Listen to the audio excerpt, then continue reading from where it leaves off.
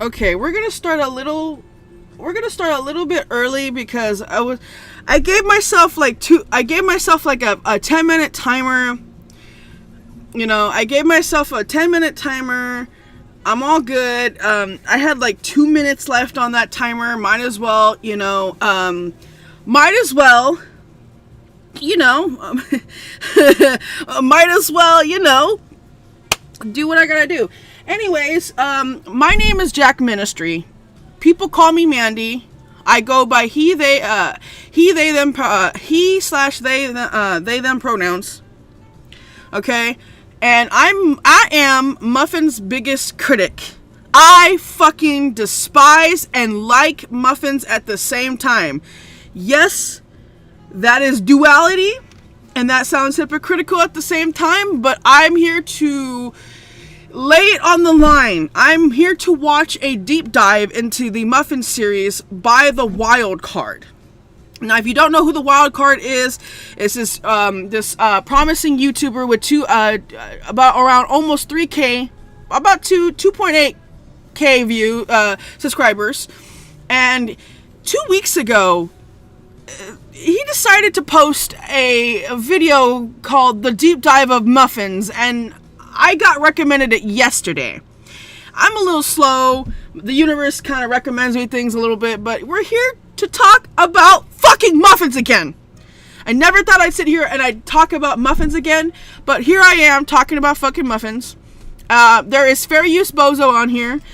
This stream is going to be mature.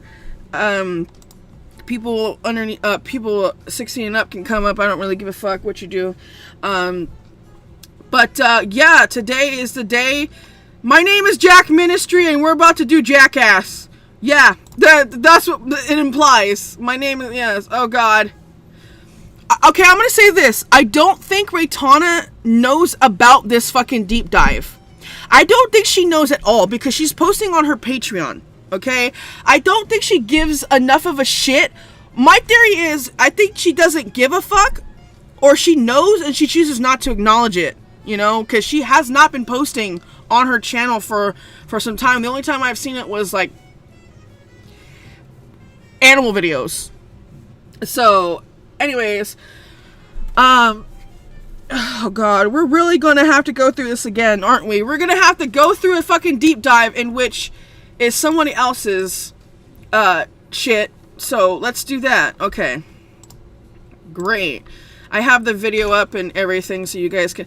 And this is also a quote-unquote sequel to the Cupcakes and its Sinister Sequels, which is about half an hour long, and I'm not gonna probably get to that. Probably, maybe, I don't know when I'm gonna get to it, but this is the beginning of Armageddon right here. This is the beginning of Armageddon. Okay, y'all not gonna get me with this. Okay. This guy took about, I can't imagine how many hours this guy took just to film this shit. And I applaud you, the Wild Card, for having the motherfucking balls to cover this entire story, because I did a fucking 63 ick list just a while ago on this fucking series and how bad it is. There's still some criticisms I would like to lay out during this video, because I feel like I didn't get enough criticisms. I did do my criticisms during previous Muffins. I did do previous Muffins criticisms, and they were stronger than before. So if I'm taking stuff and repeating it and rinsing and washing, well, oh fucking well. Because everybody needs to fucking drill it into their fucking heads that Muffins is a fucking terrible, plot-ridden it's just terrible. It's a terrible fucking story. We all fucking know that there's no groundwork to it. There's nothing grounding it. It's just a power fantasy at this fucking point. Let's all fucking admit it and just say it's a power fantasy, okay? All of you fucking Raytanites can fucking say that it's a goddamn power fantasy. You cannot tell me that it's a power fantasy. It is a power fantasy, because it is. After the fun never ends, it's a power fantasy. Alright? I've already discussed this in my 63 ick list already. I have my Muffins list down in the playlist below. You can check that out, all the Muffins live streams. I only kept the ones that were actual, you know, content and actually, like, going through the actual fucking, and I have the ick list on there as well. It's actually my plot hole list. I wouldn't call it the ick list. But yeah, oh god, we are really doing this, aren't we? Okay. I have to... Just give me a sec. So my shit won't echo.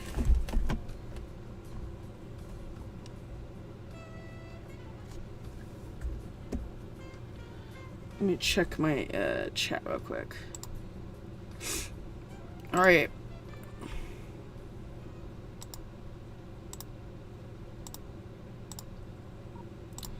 Great. Okay, well, wish me luck on this. And I'm going to say this, I might have some strong criticisms, and I might have some and I'm going to say this, I'm a harsh person. I'm a very brutally honest person. If you don't like it, you can get the fuck out of here. I'm just saying right now, I'm very brutally honest, and I give my opinion like nobody else's. So if you're a Raytonite, if you're a person who likes Muffins and kisses fucking Raytona's ass and fucking pays that paywall, you could fucking leave right now. I'm just saying right now, if you think that I'm fucking harsh or whatever, just wait until later. Just saying, I'm Muffins' biggest critic. Let's just fucking say that, okay? I don't like this story, but I also like it because there are decent stories to the series that I like. It's just, it's filled with a bunch of bullshit. Unfortunately, that bullshit is not grounded enough to go with the fucking shit in the fucking story. Let's just say that. I guess what I'm trying to say is, it's shit. It's a pile of turd that has a bunch of decent stories. There you go. All right, let's go. Oh god. Wait. Real quick. Oh my god. No, I can't believe I'm actually doing this. Oh my god. Oh god, okay. Just to help me get through it. I thought this was going to be easy. Let me tell you, when I first set out to do this, I was a bright-eyed and bushy-tailed young man, and now... Bitch, you thought this was fucking easy? I sat through hours and hours and hours of the goddamn series. It took me over 10 plus hours to get through that fucking goddamn crappy ass series. It took me fucking a mental fucking 10 plus hours to literally fucking get through that goddamn piece of shit fucking series called Muffins.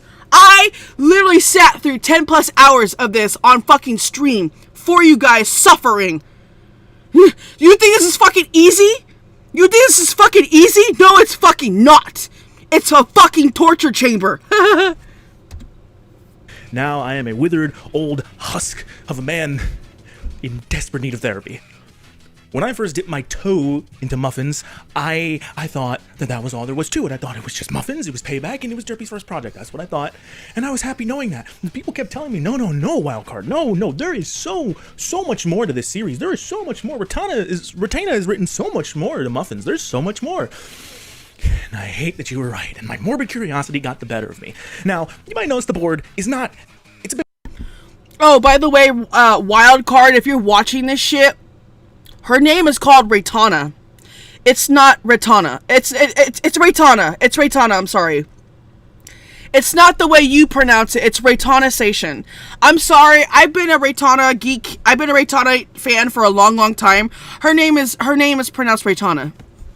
I hate to correct you, dude. I really hate to correct you. And that's her name pronunciation. Raytana is her name, if anybody wants to know. But if you want to mispronounce her name out of shits and giggles, go ahead, I guess. A bit more organized than the last ones because I couldn't do all of the theatrical red yarn connections. I couldn't. In fact, there are pictures. I printed out pictures for just about every story that's represented on this board. I just couldn't fit them. I could not fit them. You poor soul. You poor soul. You tried to put all... Oh, you poor soul. Even downsizing the pictures, I could not fit them because there are 37 stories in the Muffins saga. 38 if you count Cupcakes and Bubbles. I'm counting Bubbles, so I'm going with 37. No! Don't count Bubbles! Bubbles was not written by her! Bubbles is not owned by her! It was written by anonymous by another motherfucker on this platform. She does not own Bubbles, wild card. She does not own Bubbles. She only included Bubbles in there to fucking further Derpy's fucking story. So Bubbles does not really count. Don't count Bubbles, bro. It's not written by her. Anything that's not written by her does not fucking count. She just fucking narrated it. She narrated fucking Bubbles to further fucking Derpy's story and solidify her fucking place in the fucking goddamn series. Do not count Bubbles. I'm sorry if I sound really angry, dude, but like, it really pisses me off when people count Bubbles as a fucking main. It's to solidify the story of Derpy's, yes, and her childhood, but it's not written by her. It's not written by her. It's not written by her. Why? No, don't give her that fucking credit. Do not give her that fucking credit, dude. Bubbles was not written by her. Do not give her that fucking credit. Do not give that bitch any fucking credit for that fucking story, or do not fucking do it. Do not fucking credit her. I would not on that fucking story. That fucking story was, like I said, I'm gonna continue repeating myself, was to further fucking Derpy's childhood and story into the fucking, and to drill it into people's fucking head in the goddamn series. It's not written by her. She did not write that fucking story. She took it from somebody else to solidify Derpy's story in the fucking and I'm sorry. That makes me so fucking angry. For you to say that this counts as hers? No, it's not. It's not her fucking story. She didn't fucking write it. I'm sorry if I sound angry. I'm sorry. I'm sorry, dude. I didn't mean to come off, like, I didn't mean it like I was shouting at you. Look. All I'm saying is, it does not fucking count. I just want to move on. And it's a doozy. So, this is going to be probably the longest one of these I do to date. See how well that sentence ages. But, before we get into this, I feel the need to give a content warning, because these stories do deal with a lot of messed up subject matters. I mean, I'm talking like trigger warning, child abuse, child neglect, murder, torture. No shit. Emotional manipulation. Yeah, no shit. Suicide baiting. There's a lot. No shit. There's a lot. No shit. You think so? You think so? You think so? You think so? I fucking quit at Sting. I fucking quit at Silence and Silver because it was too fucking much. My brain turned to mush after this fucking story. I'm not joking. This entire fucking series completely turned my goddamn brain to fucking mush. Never again will I ever be the goddamn fucking same. Ever. Ever, because of this dumbass bitch. This dumbass bitch over here, Raytana, making a goddamn story that fucked up my brain. Take it from me, I was 16. I was 17. I was on the internet way before. I had internet access at fucking literally at 9 to 10 years old. Maybe earlier than fucking that. Okay? But I came across Raytana when I was 16, 17, 15, and Jesus fucking Christ, never again, my brain chemistry, never again, dude. I regret I'm gonna be real with you, my biggest regret is coming across Muffins, but my greatest mistake is making Brownies and then spawning it into fucking Bittersweet Symphony, a rewrite of Muffins, which became the new Brownies, and I handed off the Brownies to my co-writer. So, yippee-ki-yay, motherfucker, I quit Brownies. We'll talk about that and more in the update. But I'm just, oh my god, there's so many, I can't. Okay, you know what, just keep going. First, let me explain how. Like, I was 14, no, I was like 16, 15, around there, like, going on, like, I swear to God, I was 16, because I remember my early teens, I remember everything about my adolescence. I remember every smell, sight, where I was. I remember the first time I saw Into the Mind, I was in my living room. It was daytime. It was sunset. And I fucking remember everything about that. And you just, oh my God, dude. And I regret coming across this dumbass bitch. Look, I really need to let out some frustrations in this fucking live streams. I don't care. I need to let out some frustrations. I regret coming across Muffins. Let's just say, I feel like in general, like, it fucked up my brain chemistry. It fucked up who I was. It just fucked up me in general. And I was a teenager. I didn't know what the fuck I was getting into. And then when I started writing, you know, all this other shit, like, it wasn't fucking up my brain in the beginning, but then I realized, okay, shit. This is so frustrating. You know how frustrating this is? This is gonna bring out frustration in me tonight, so y'all beware.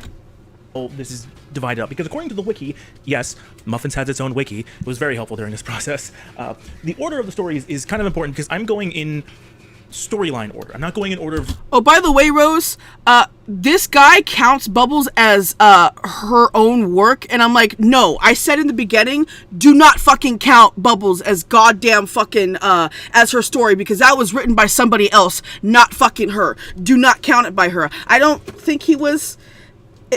but that's what it was sounding like to me. But I'm just saying I'm rolling with it. I'm just saying, like, it's not her work. It's somebody else's work. Period. When they released, I'm going in chronological order. Oh, you're lucky, Tyrant, that you found fucking Muffins at that age. You're lucky because your brain chemistry was fucking was still going. Jesus, we were underdeveloped when we were fucking watching this shit.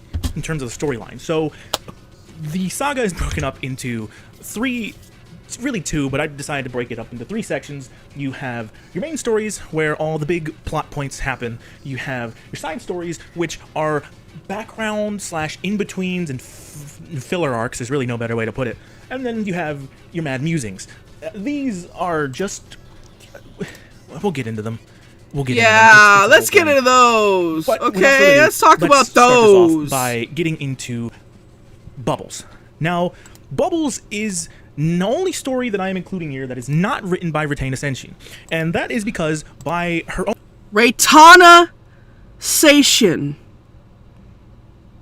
Okay?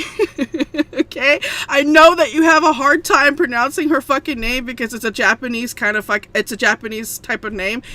Retaina Senshin. I keep saying this. I'm gonna keep correcting it. That's it. I'm gonna keep correcting it. Fuck it.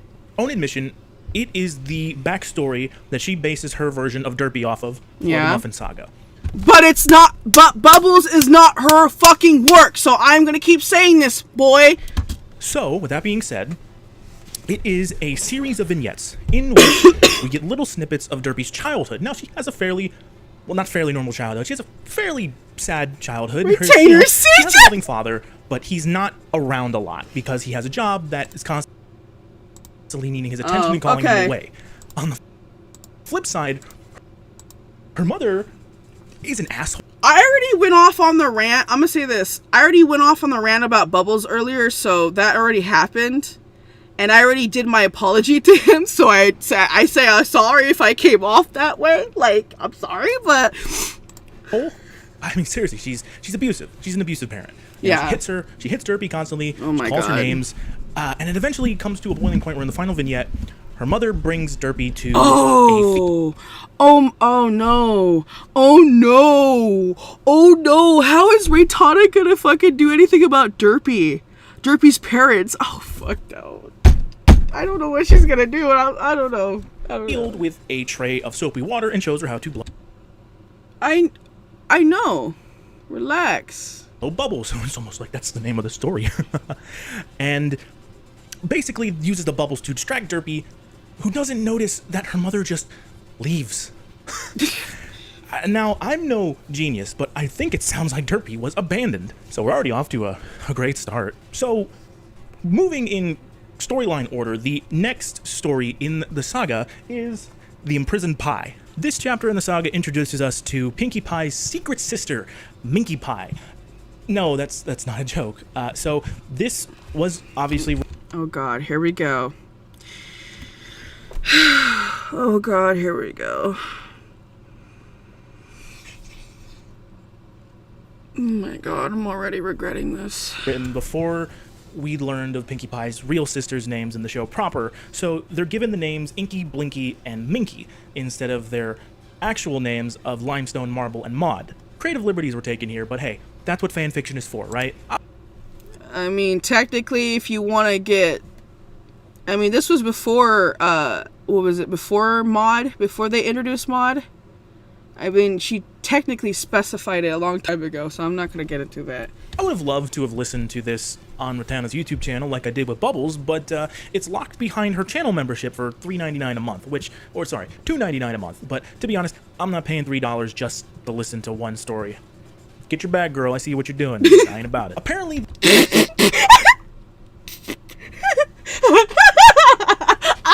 Holy shit, dude. Get your bag, girl. Like, he's so fucking zesty. I'm so sorry. The way he said it was so zesty. Get your bag, girl. I would say it too, like, get your bag. Like, I get it. Like, get your bag. But it's also kind of fucked up at the same time to put a... And I will address that. For Raytana to put a paywall against something that's been up for 10 plus fucking years is fucking wild. Is a fucking wild ass move for any motherfucker to do. I'm not... Bitch. Okay, so let's just say I had Sweet Confections up for about 10 plus years, and it was popular, and all this other dumb shit, right? And it gets popular, right? And then all of a sudden, drama happens, and I get into drama, all this other shit, I get it, right? And then, finally, after fucking 10 plus years, I put it behind a paywall. I put it behind a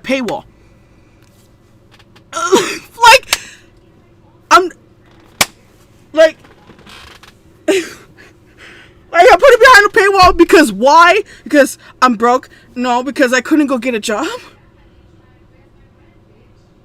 I don't know. I'm just really frustrated because it's like, this video. I love this video. Don't get me wrong. Don't get me wrong. I'm not mad. I'm having... Just imagine if I put Sweet Confections behind a paywall, bro. That would be very insulting to my fans. And, you know what I mean? Think about how they would feel. They'd be like, what the fuck? You know? What if people want to come back for nostalgia? Or want to, you know, for a little, you know, a little art session. Little, you know what I'm saying? But... that still baffles me to this day to put a fucking paywall against something that's been up for 10 plus years. I'm sorry, but y'all, I cannot wrap my head around that. I mean, whatever. That's the lines of cocaine. I'm sorry, not... What did I say? I wasn't about to say that. No, I was gonna say she's snorting the lines of greed. That's what I'm saying. Like cocaine, so then, yeah.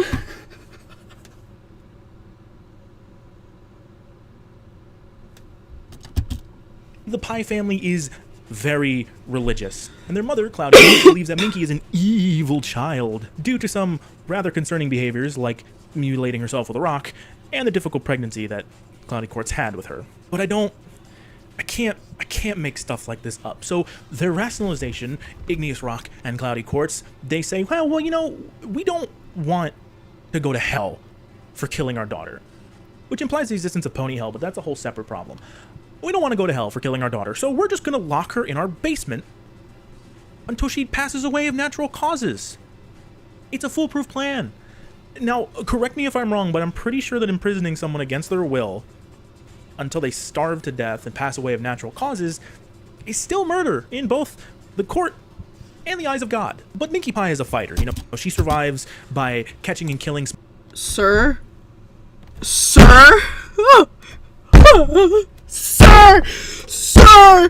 you made a fucking good goddamn... Oh my god. He made a good damn point. Oh my god. Why didn't I ever consider this fucking point? Because I'm so fucking dumb. Oh my god. Oh, Dios mío. Oh, he had an idea. Oh, hey. He had an idea. He put it on the paper, eh? Okay, Dios mío. Oh. He literally had a fucking... He said it was... I'm pretty sure it's murder. and it's not good in the eyes of God. And I just realized they're religious, and I'm just like, why didn't I consider that fucking point before? Holy shit, that's actually a good point to put to my series. Maybe like, I don't know. All I know is I'll look at this live stream later. Small rats that wander into the basement and eating them, and off of whatever little food her mother decides to throw her. You know, it's a pretty destitute life stuck down there. She's got a blanket and a bucket, and that's about it. Eventually, she accepts that this is just her life, and that's how she earns her cutie mark, which is a padlock. And she's gonna stay down in that basement for the next 20. Oh my God, are we really gonna talk about that cutie mark? Oh, I already talked about it. About how exhausting. I'm gonna talk about it again. You do not get a fucking cutie mark by staying down in the motherfucking cellar by doing motherfucking nothing. It's not a mental thing. Cutie marks are not a mental fucking thing. They are a earned skill thing you do when you find it in a skill. When you do something, oh my God. That could. Oh my God, give me. Fuck. Orale. Fuck, man. It's a.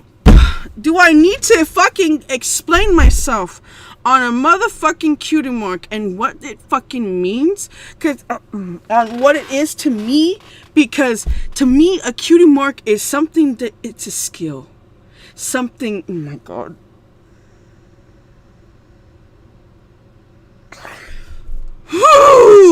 I'm telling you, I have a lot of criticisms and frustrations with this series, and I've explained it previously in my other live streams, and I'm gonna explain it here, no matter how loud I scream. So, a cutie mark. Okay, to put it this way, I have Lavender Dawn. Not Lavender Dawn. I don't think Lavender Dawn is a good example. No. Sweet Scambler is not a good idea. Nope.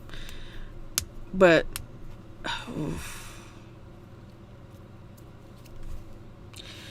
I can't pull anything out of my ass right now. Oh my God.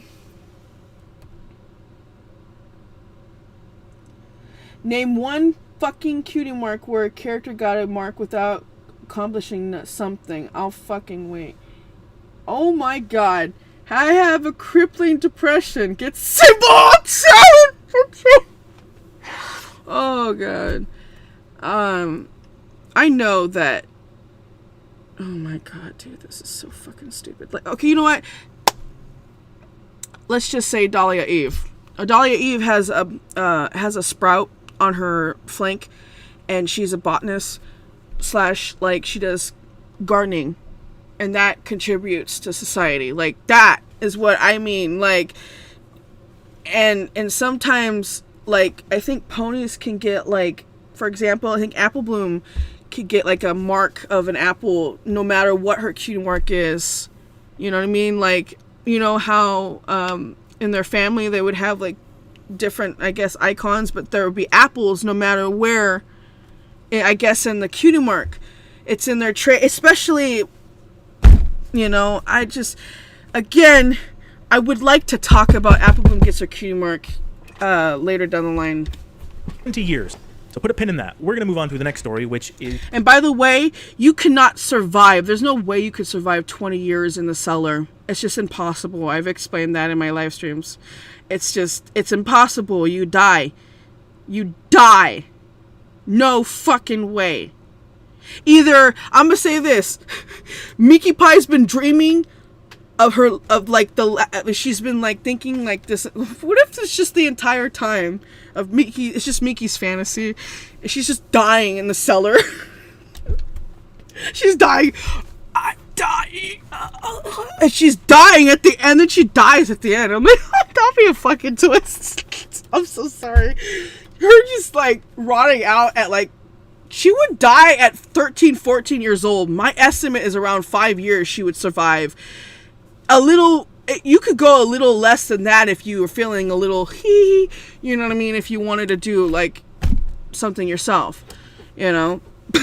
There's no fucking way you're gonna fucking survive, especially when you run out of food, and especially when there's rats that have diseases. Come on, man. Rats that have diseases, the whole 9 yards, okay?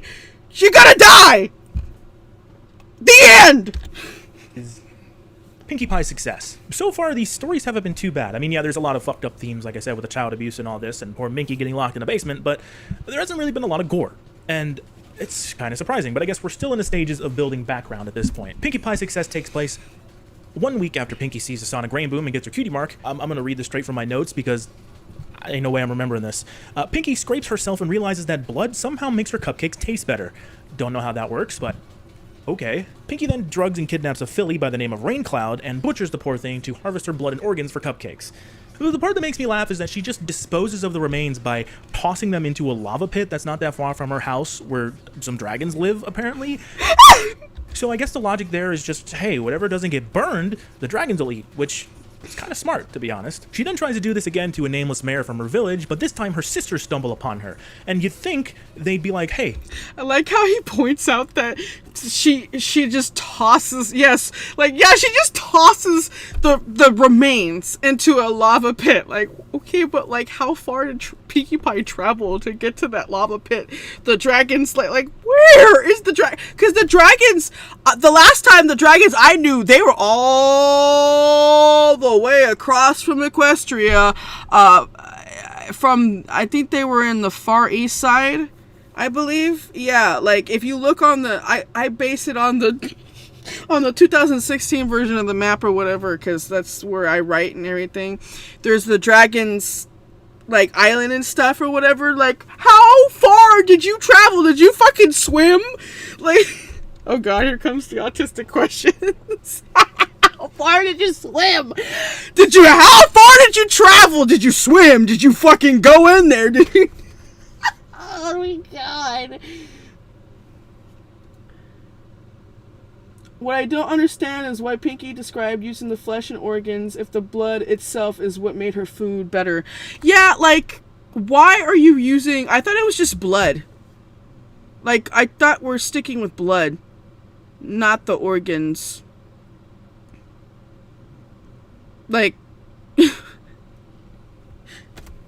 I mean, if Pinky wanted to skin a pony and all that other shit, she could do that. But I don't think she would have use for any organs. What organs would she... And like how it's just organs being added. And now I'm thinking, holy shit, this guy's making me think.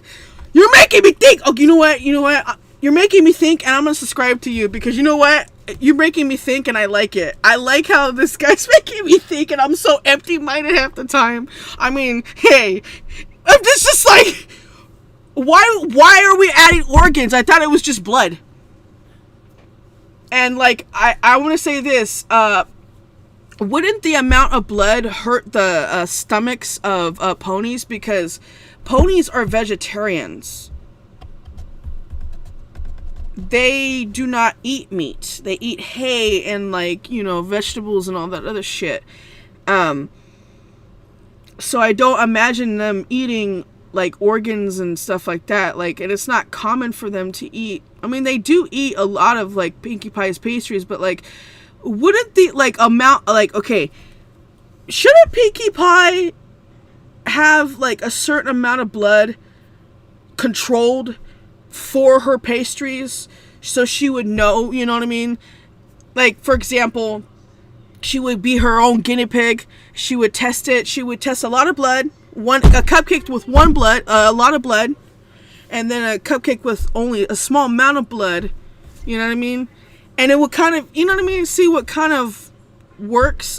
She's like testing the waters kind of deal before come on, like Pinkie Pie would be a little bit smarter than this. Come on, bro. Like, I know Pinkie Pie for sure would be a little bit smarter as a kid.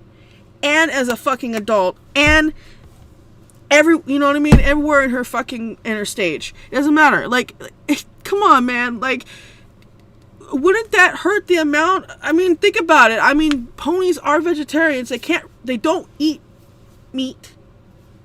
at least, you know, because I go off of seasons 1 through 3, and I go off of Unicorn Twilight, so there's no Alicorn Twilight, nothing, none of that, you know.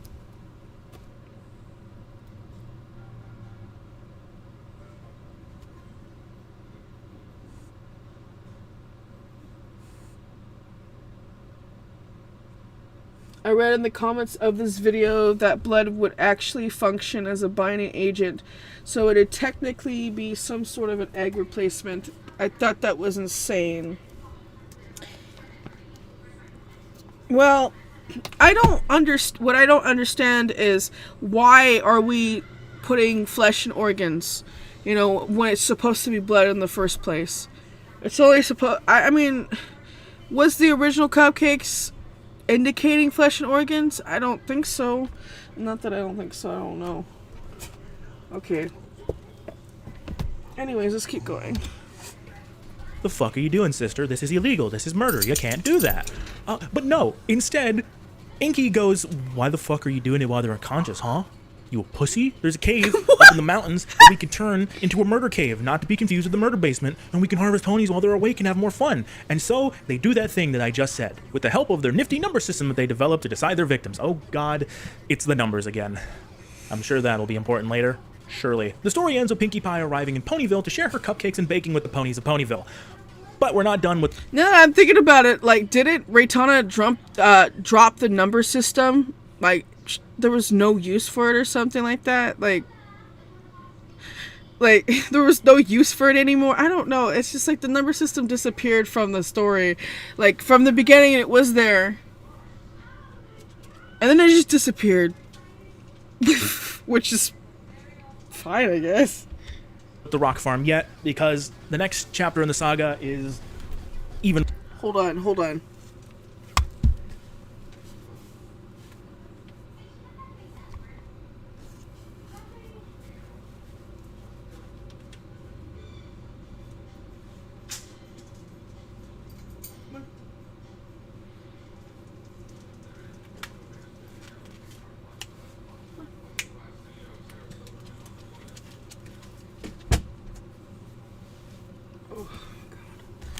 Okay, sorry. I had to get my dog in because I had to shut my door because she's watching Ugly Betty out there. Oh, yeah. I don't know, it just felt like it disappeared to me, like, after the fun never ends, like, there was no use for it. I mean, because, well, they got caught, obviously. When rocks break. This story takes place after Pinkie Pie has already left the rock farm for Ponyville, and, well, things are just getting worse with the remaining sisters there, as their parents are starting to get even more strict, forbidding them from having pets, to the point where Cloudy Quartz just stomps a lizard to death in front of Inky Pie, because you're not gonna disobey me, you're my property. I forgot Cloudy Quartz killed a fucking,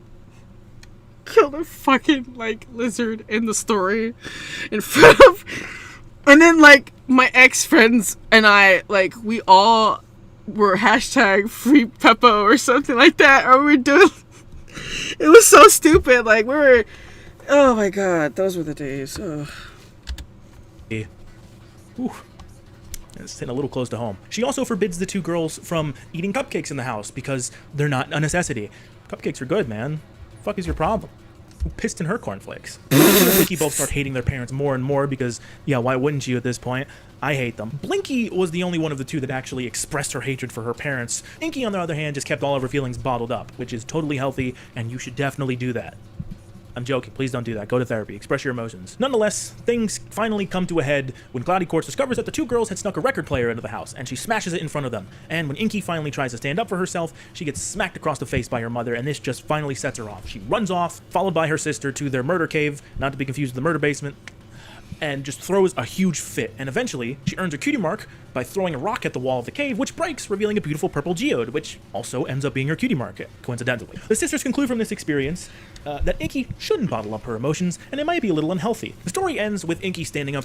Which I might say that I'm gonna say this. Okay, I said this in the beginning. I have a love-hate relationship with this fucking story. It's obvious. But even Rocks Break and all that glitters, well, we'll get to that. But even Rocks Break, I thought Even Rocks Break was a good story. It was decent. It held... I wish Ray could have done more like this rather than what she did down the line. To her parents and promising her sister that one day she will get them out of the rock farm. I mean, and then the way she broke the rock could also... And then the meaning of it, yada, yada, yada. It was nice. It was a nice little meaning. It wasn't terrible. It wasn't terrible of a story. It was decent. Kind of sweet. But we're not done with Inky and Blinky yet because we have one more story of theirs to go over. All That Glitters. Now this may sound weird, yeah, this but one. I actually really enjoyed this one. It's kind of like a Goonies type adventure story, right? Inky and Blinky are just chilling up the rock farm when their grandma, Rosie Quartz, shows up. And she tells them a story of a buried treasure that's hidden somewhere out in the mountains around the town. Their mother, Cloudy Quartz, just... The Goonies? For real? Oh, shit. insists that, it's just the ramblings of an old mare. Your grandma's just... Yeah, they are, like, All That Glitters and Even Rocks Break, they are good stories for childhood stories. For Inky and Blinky's childhood stories. You know? But where the fuck are the adult stories? The one were the present stories, you know what I'm saying? Well, going senile, she's got we'll never dementia, know. she's losing her marbles. Don't believe her. But it turns out to be real, since But Rosie still, they're takes good. out the map and is like, all right, here you go, kids, go on a perilous adventure. And the two girls are just like, awesome, thanks, Grandma. So the next morning, the two fillies follow the map to the mountains outside of town. Unfortunately, in order to follow the map, they have to climb down a cliff. And they... I'm not gonna lie, like, All That Glitters was really, really wholesome. It was wholesome because of the grandma. I really did enjoy the grandma's time. I did enjoy the grandma, you know what I mean? She did feel like a grandma. Kinda-ish. I liked it. And, you know, it was also... I just like both of them, let's just say that. I'm not gonna carry on. Attempt to do so with a rope, but the rope snaps, and Blinky Pie falls into a cave where she just so happens to find the miser's treasure, a gold nugget, and coincidentally earns her cutie mark, which is a gold nugget. Meanwhile, while this is happening, Inky runs back to the farm to get their parents, and Igneous Rock manages to get Blinky out of the cave, and when shown the gold nugget, solid fucking gold, their mother, Cloudy Quartz, just goes, oh, is this gold? Nah, no thanks, and chucks it back off the fucking cliff. What the fuck is wrong with you, lady? That's gold. If I were as religious as you, I'd just say it was a fucking gift from God. I'm not gonna lie, I got pissed off. I got pissed off the first time when she threw off that nugget off the film and off the goddamn cliff. And I was like, bitch, go get that nugget right now. Get horse cheeses. Yeah, wait, if they're religious, that implies that horse Jesus is real. And he died for our sins. But after everybody goes back to the house, Rosie Quartz, good old grandma, climbs down the cliff and retrieves the gold nugget. But unfortunately, doing so puts so much strain on her body that it causes her to pass away from exhaustion. Only for Cloudy Quartz to cry over her the next morning when no one's watching, because everybody has emotions, even the worst person you know. Definitely a sad story, but I mean, nothing too crazy, right? I actually kind of enjoyed this one as a nice little adventure romp. But we're moving on to more backstory with the element of kindness. Now, Oh boy. this is basically just a backstory for Fluttershy, and I mean, it's kind of sad. I mean, both of her parents... It's completely fucking useless. Like, there's nothing to it. There's nothing really... It's completely useless. are too scared to leave the house, so they don't have jobs, so Fluttershy grew up poor. But the rest of her backstory is pretty much the same with the Cutie Mark Chronicles. You know, she falls off a cloud during a flight exam, sees a sonic rainboom, gets her Cutie Mark for helping animals, and that's really it. With that out of the way, we're moving on. I don't know why Ray wrote that story. It was completely stupid, and I don't know why she wrote that. I just don't understand why she wrote it. It was, like I said, it was useless. It had nothing to do with this. If you took it out of the story, it wouldn't change shit. So.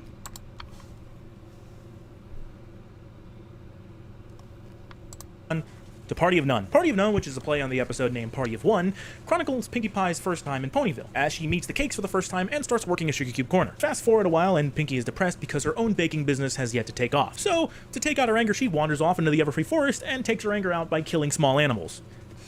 Yeah, that's some serial killer shit right there. Yeah, I never understood this part. I never understood why she went out into the Everfree and she fucking started killing animals. It was so unnecessary. Like, you could have been doing something else. You could have been exploring the Everfree Forest. Like, come on, Ray. You had the potential to literally write out Pinkie Pie going into the fucking Everfree Forest as Pinkamena Diane Pie, as the straightened hair self, where she's not afraid in that state, you know? Like, I don't understand. Why couldn't you use that to your potential? You couldn't use that to your fucking full potential, and you missed that opportunity, Ray. You missed it so bad, but you instead direct it to Pinkie killing an animal. For fuck's sake. For fuck's sake. Which I guess isn't surprising, because by this point she's already killed, like, a bunch of ponies. She's committed murder. So, it's really not that surprising. Tries to game end herself by jumping off a cliff, but stops herself when she realizes that her sisters would miss her. Which is honestly kind of sweet. Yeah, it is. And on her way back to town, she comes across an old castle, which I can only assume is the castle of the two sisters. But by traversing through the castle and the booby traps, she comes across a dungeon with all kinds of torture devices in it. And this gives her the inspiration to build her own workshop underneath Sugar Cube Corner. That's right, it's the origins of the Murder Basement trademark, baby. Very important lore. Huge lore drop.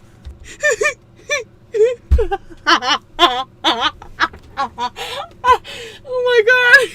Oh my god. Oh my god. The murder basement, baby. Woo! Yeah, baby. Murder basement. Woo! Murder basement, baby. That's what I'm talking about, baby. Oh my god. Oh my god. Oh, that's very nice. important. Very important. Thank you, Retaina. It's very important. So, according to the wiki, in chronological order, the next story up on the chopping block.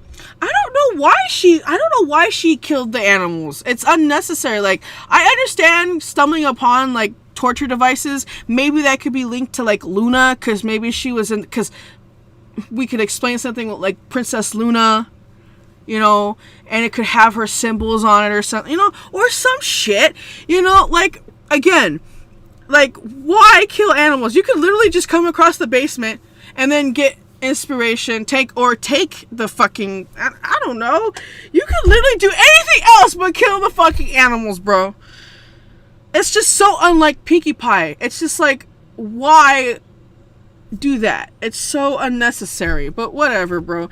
Like, I do like the only part I like about that story, well, I like everything but the animal killing part. I do enjoy the part where, you know, she's thinking about her sisters and she's having those, like, you know, I guess depressive episodes or whatever, but I you know what I mean? Oh my god. But like I said, that I think Party of None is somewhat decent. It's good.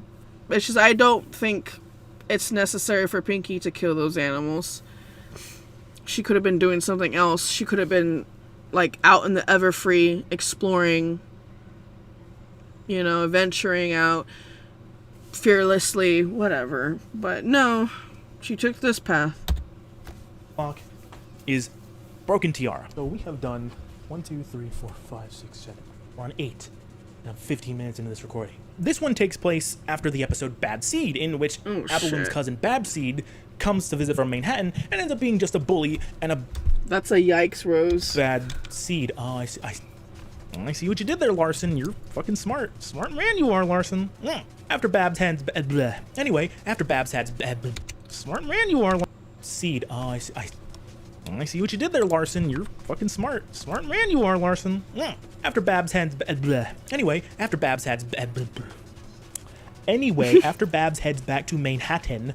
Why is that so fucking hard to say? As soon as Babs leaves, the Cutie Mark Crusaders get immediately bullied by Diamond Tiara and Silver Spoon. And they go a bit too far, and I quote, "Oh, yeah. Oh, why? Because you don't have your mommy looking out for you? Oh, wait, Apple Bloom, isn't your mommy and daddy dead?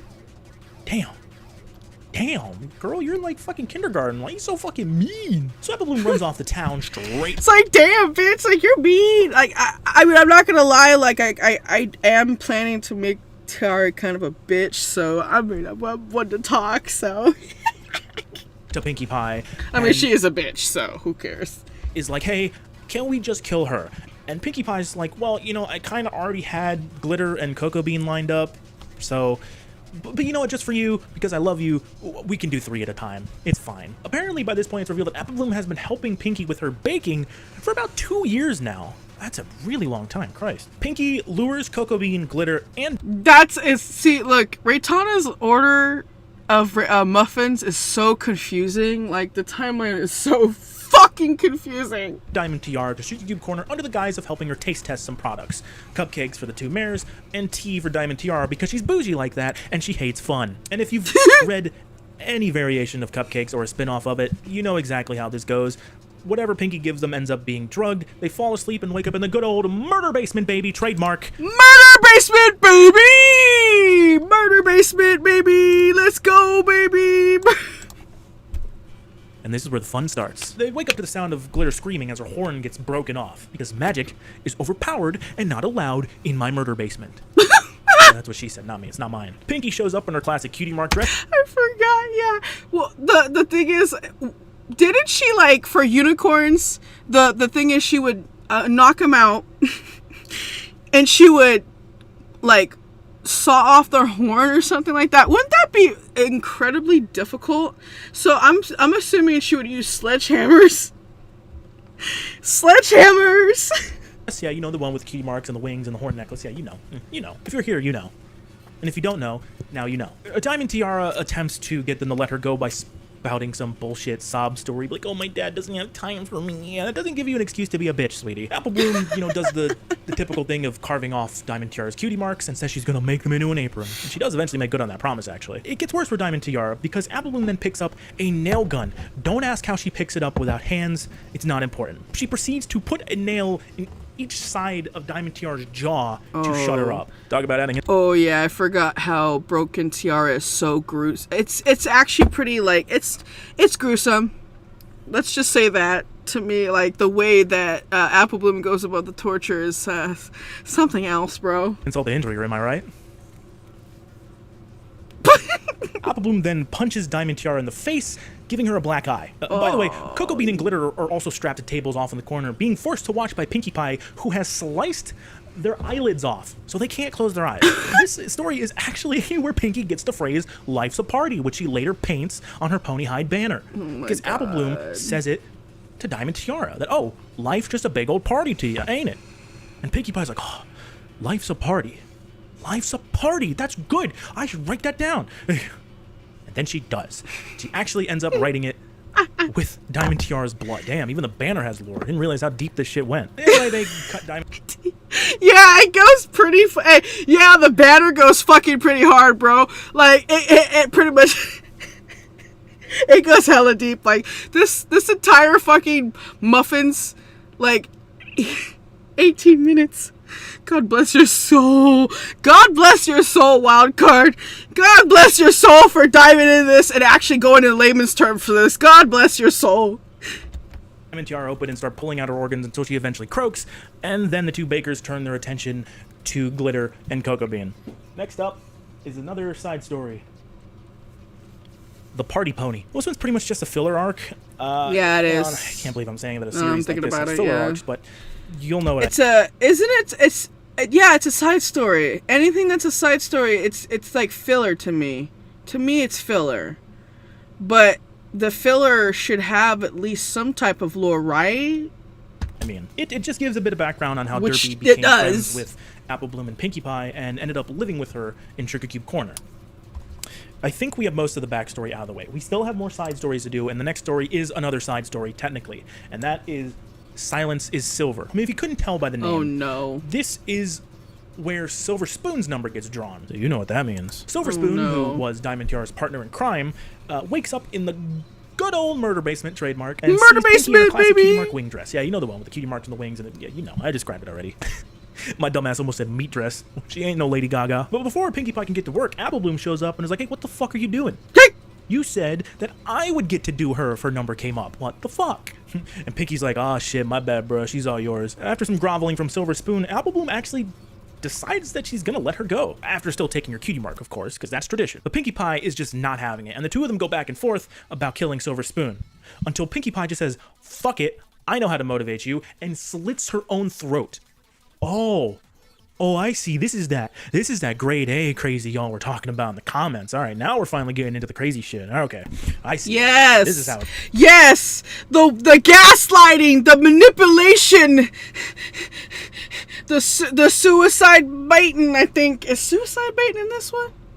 Oh shit, I don't even know. It's gonna be. So Apple Bloom panics and acts quickly, grabbing a first aid kit and closing up the wound. But unfortunately, Pinkie Pie has lost too much blood to survive on her own, so she essentially has to bleed Silver Spoon dry in order to keep Pinkie Pie alive, which is a crazy thing to do because you don't know her blood type. You don't know either of their blood types, and you could just end up killing both of them for no reason.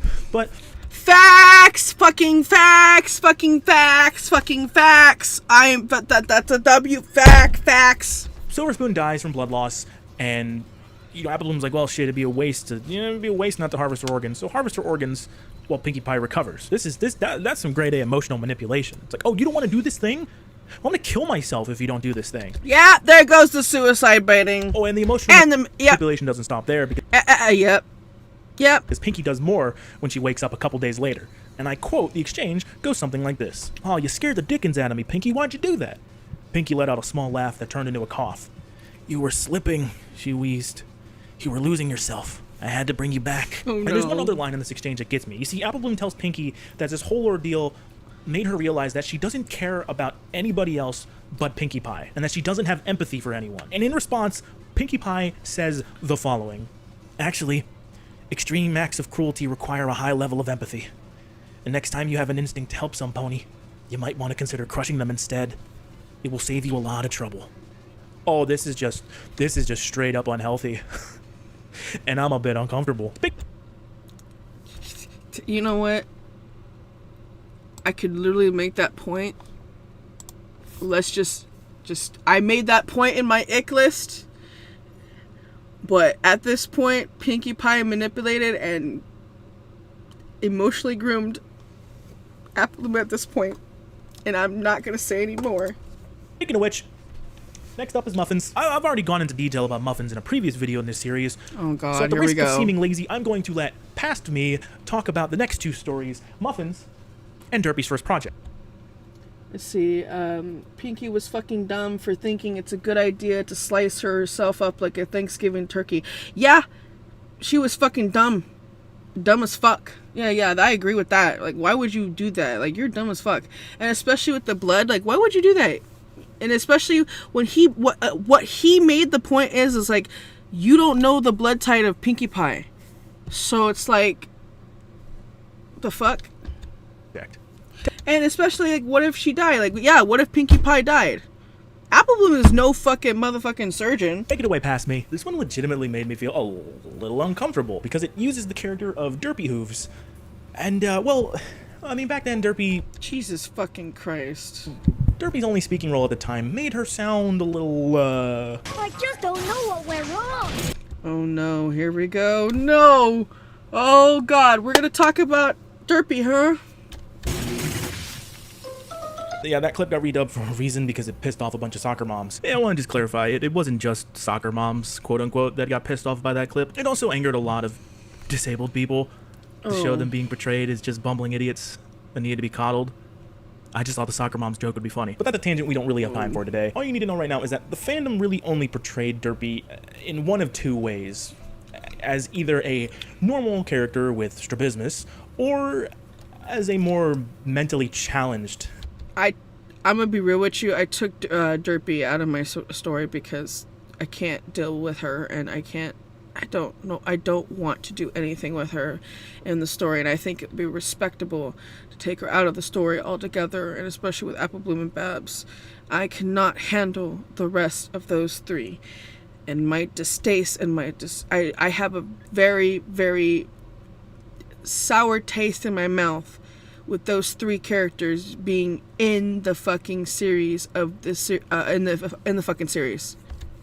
Type of character, and well, you can guess which angle this story takes. I mean, this depiction has since changed as people have grown older, and actually we've learned more about mentally challenged people and disabilities. So the story takes place 2 weeks after Pinkie Pie offs Rainbow Dash, and is now preparing to do the same to another pony by the name of Candymane. Now, I can't tell if Candymane is a real character from the show or just the creator's OC, so I just kind of used the first picture that popped up in a Google search.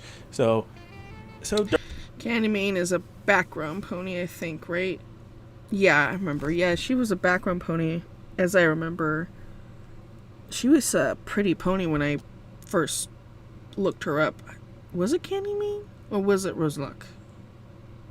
No, it was Candymane. Sorry, I'm thinking something else.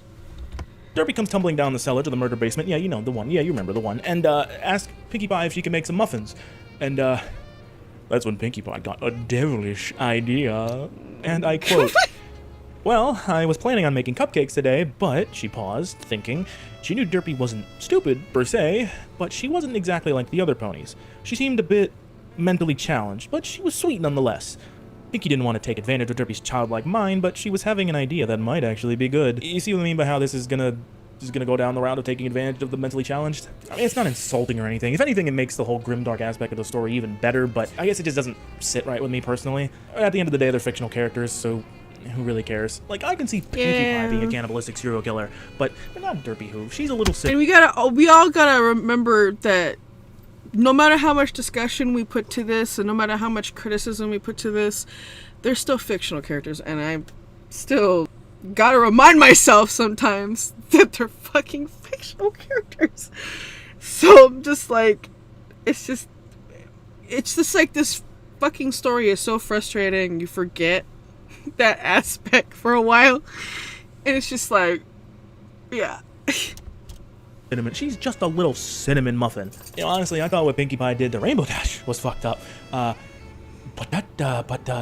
it's even worse what she does to Candymane. Pinkie does the typical thing, you know, cut off the cutie mark, but lets Derpy do one, and she doesn't do it right, so it ends up having to get ripped off because the cut wasn't clean. Things somehow just get worse. And I quote, "What do you think we should do, Derpy?" Well, Derpy thought for a moment, and then gave a great hop.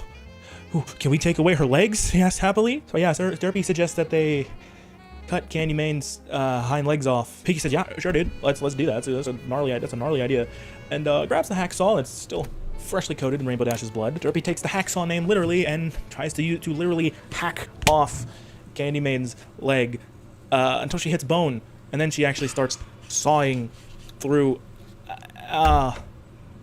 It's like I have very like vivid imagination, so as I'm reading this, I'm like picturing it and like hearing the sounds of like the blade hitting flesh and then just like sawing through the bone, and it just come on, bro. Makes my skin crawl.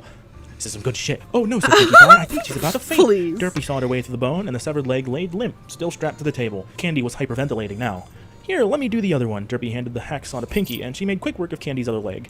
She was feeling dizzy, her vision swimming. Pinkie Pie then does the old true gimmick of the good old shot of adrenaline straight to the heart to keep her awake, and it somehow gets worse. "Hey, Derpy, want to see what an eyeball feels like?" said Pinkie Pie, and Derpy nodded excitedly. Pinkie Pie took her scalpel again, along with a spoon, and got close to Candymane's face. Yeah, can't really go into graphic detail about that, or else YouTube will bonk me. But yeah, she just pops out. I mean, I guess it'd be easier if they had thumbs. You know, you could just do the old. She pops out the fucking eye. She pops out. She cuts out Candymane's eye. It's gruesome. And lets Derpy play with it, and then she crushes it. Christ on a bike. We're not done yet, folks, because they then use a burning hot knife to draw on Candymane's skin. Oh. What the fuck? Who comes up with this shit? And then cut her open and have the, you know, standard scene of them pulling out the organs and cracking bad jokes. I'm not going to read them because at this point it's getting a little redundant. And then, you know, they keep the continuity by having Apple Bloom come in the end and help. This one definitely made me a bit uncomfortable because of the childlike nature in which Derpy is presented. But honestly, really good idea for a grimdark story, so can't really fault it. This one gives me a bit more of a lighthearted tone, and maybe you'll understand what I mean when we actually get into it. So Derpy's first project is a pony by the name of Roseluck, and she's strapped to the here's the one. This is the story where she tortures Roseluck. This is the I was referring it to earlier. I thought it was Candymane and Muffins and Roseluck and Derpy's first project. Murder basement, yeah, you know the one. And the one with the, yeah, okay, yeah. I'm not gonna lie, this one kind of makes me chuckle. Hello, she said with a shy smile, her voice cracking. My name is Derpy, and you're going to...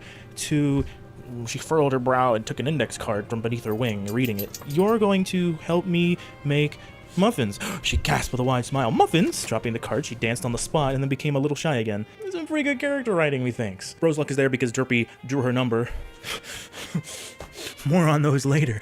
Numbers, Pinky, what do they mean? What do the numbers mean? What do they mean? Derpy tries to carve Roseluck's cutie marks off, but doesn't do it correctly again. So she gives up and calls for Pinkie Pie to come help her. Roseluck's response to seeing Pinkie Pie is, again, this is just another great exchange. Pinkie Pie, Roseluck shouted, what are you doing? Why are you teaching her these things? She doesn't know right from wrong. She's too stupid to know what she's doing. Pinkie Pie's expression became mutinous, and she suddenly ripped Roseluck's cutie mark all the way off with her teeth. Roseluck shrieked in pain, looking down at her bleeding. Hold on, I gotta get my dog. He's gotta go to the bathroom again. Hold on.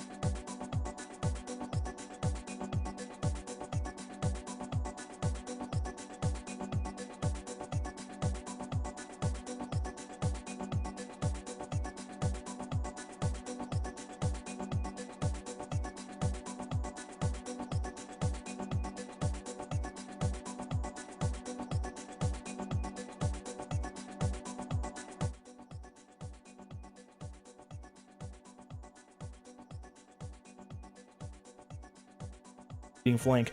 Don't you dare call my Derpy stupid, Pinkie Pie screams. She is not stupid. You're stupid. Pinkie is written here as like an overprotective big sister, and honestly, yeah, I could totally see that dynamic working with these two characters. With the canon versions of them anyway. Apple Bloom comes in with a pair of pliers, and Derpy uses them to pull Roseluck's teeth out, and then just fucking chucks them at her just as hard as she can, leaving welts and bruises and scrapes all over her skin.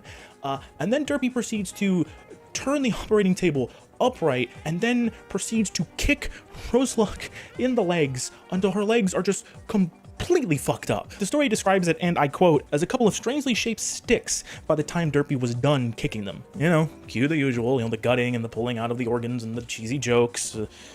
And I could read them out, but honestly, they're starting to feel corny at this point. You know, by this point, I thought I was getting desensitized to the violence in these stories, and then I read the next one. Now, we take a break from Past Me to talk about another side story.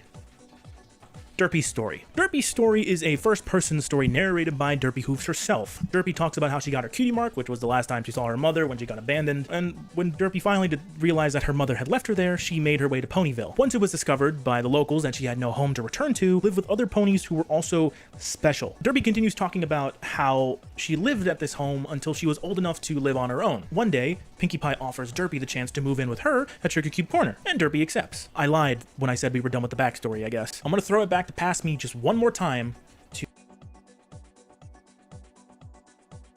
There she made her way to Ponyville. Once it was discovered by the locals that she had no home to return to, lived with other ponies who were also special.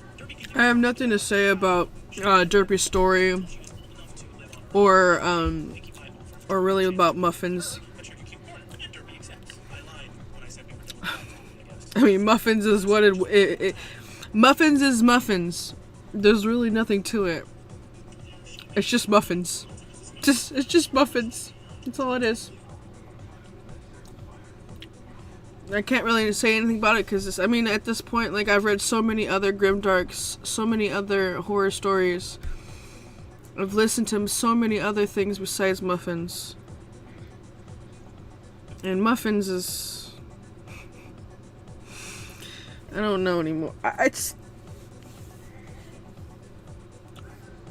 don't know. There's just so many other good grimdarks out there, so many other horrors out there that could... way from Muffins. Like... I don't know what to say about Muffins. It's just... Muffins is Muffins. It's a curse. To talk about payback. So this time around, there's no numbers involved. Yeah. Derpy has kidnapped a stallion by the name of Spectrum, who it turns out was her bully back in flight school. So this time, it's personal. And I'm gonna be honest about this, I don't really know how much of this I can quote, because literally at the beginning, Derpy goes off on a tirade like on Spectrum about how much he bullied her back in flight school for being different. And you know what? Real quick, before we dive into the payback real quick segment, I would like to say it was really nice to have Raytana like do present stories and like also do like other Derpy stories during this time, actually fleshing her out a little bit. It was kind of nice. I mean, it was nice. And I wish that when she introduced her sisters, I wish she should have done the same thing with her two sisters and all that other stuff, but she didn't. She blew that. I don't know what happened. I mean, she had the opportunity to literally introduce them in their present stories and just... I know they did it like in side stories, but like... I don't feel like it's not enough. There's just not enough. It's not enough. There's not enough like information to know who Inky and Blinky are, I guess. All we know is just Blinky's just bitchy and Inky's just the cool one, I guess, you know. Like, okay. And then we got Minky, who's like really fleshed out, super fleshed out. guess. I'm gonna throw it back to Past Me just one more time to talk about payback. So this time around, there's no numbers involved. Derpy has kidnapped a stallion by the name of Spectrum, who it turns out was her bully back in flight school. So this time, it's personal. And I'm gonna be honest about this. I don't really know how much of this I can quote because literally the beginning, Derpy goes off on a tirade, like on Spectrum about how much he bullied her back in flight school for being different, and he called her the R word, and she goes on to use that word like several times. And I have no problem saying it in this context, but I'm pretty sure I'd get a community guidelines violation for saying it in a video. So I'm not taking a risk of that. The shit was different back then. What else can I say? Derpy also doesn't talk good in this story. They really lean into the mentally challenged aspect of the portrayal of the character. And, well, here's a good example. I quote, "No pony is ever sorry. They laugh at Derpy because Derpy can't fly so good or talk so good. They talk behind Derpy's back. They talk real slow because they think Derpy can't understand fast talking." Yeah.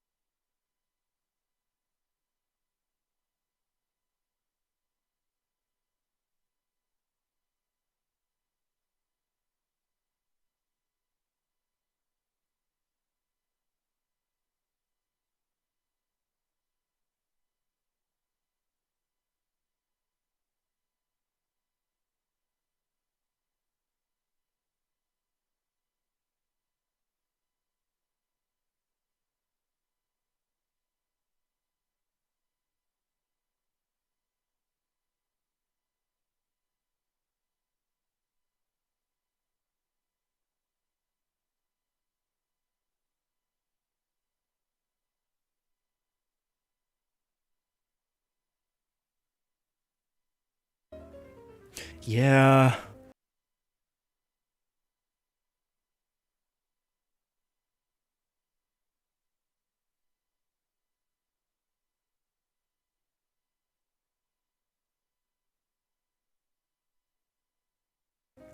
I was really not expecting 3 of these to focus on Derpy hooves, but here we are. Derpy saws Spectrum's wings off, throws hot. Oh shit. Oh shit, I was muted. I was saying, Derpy,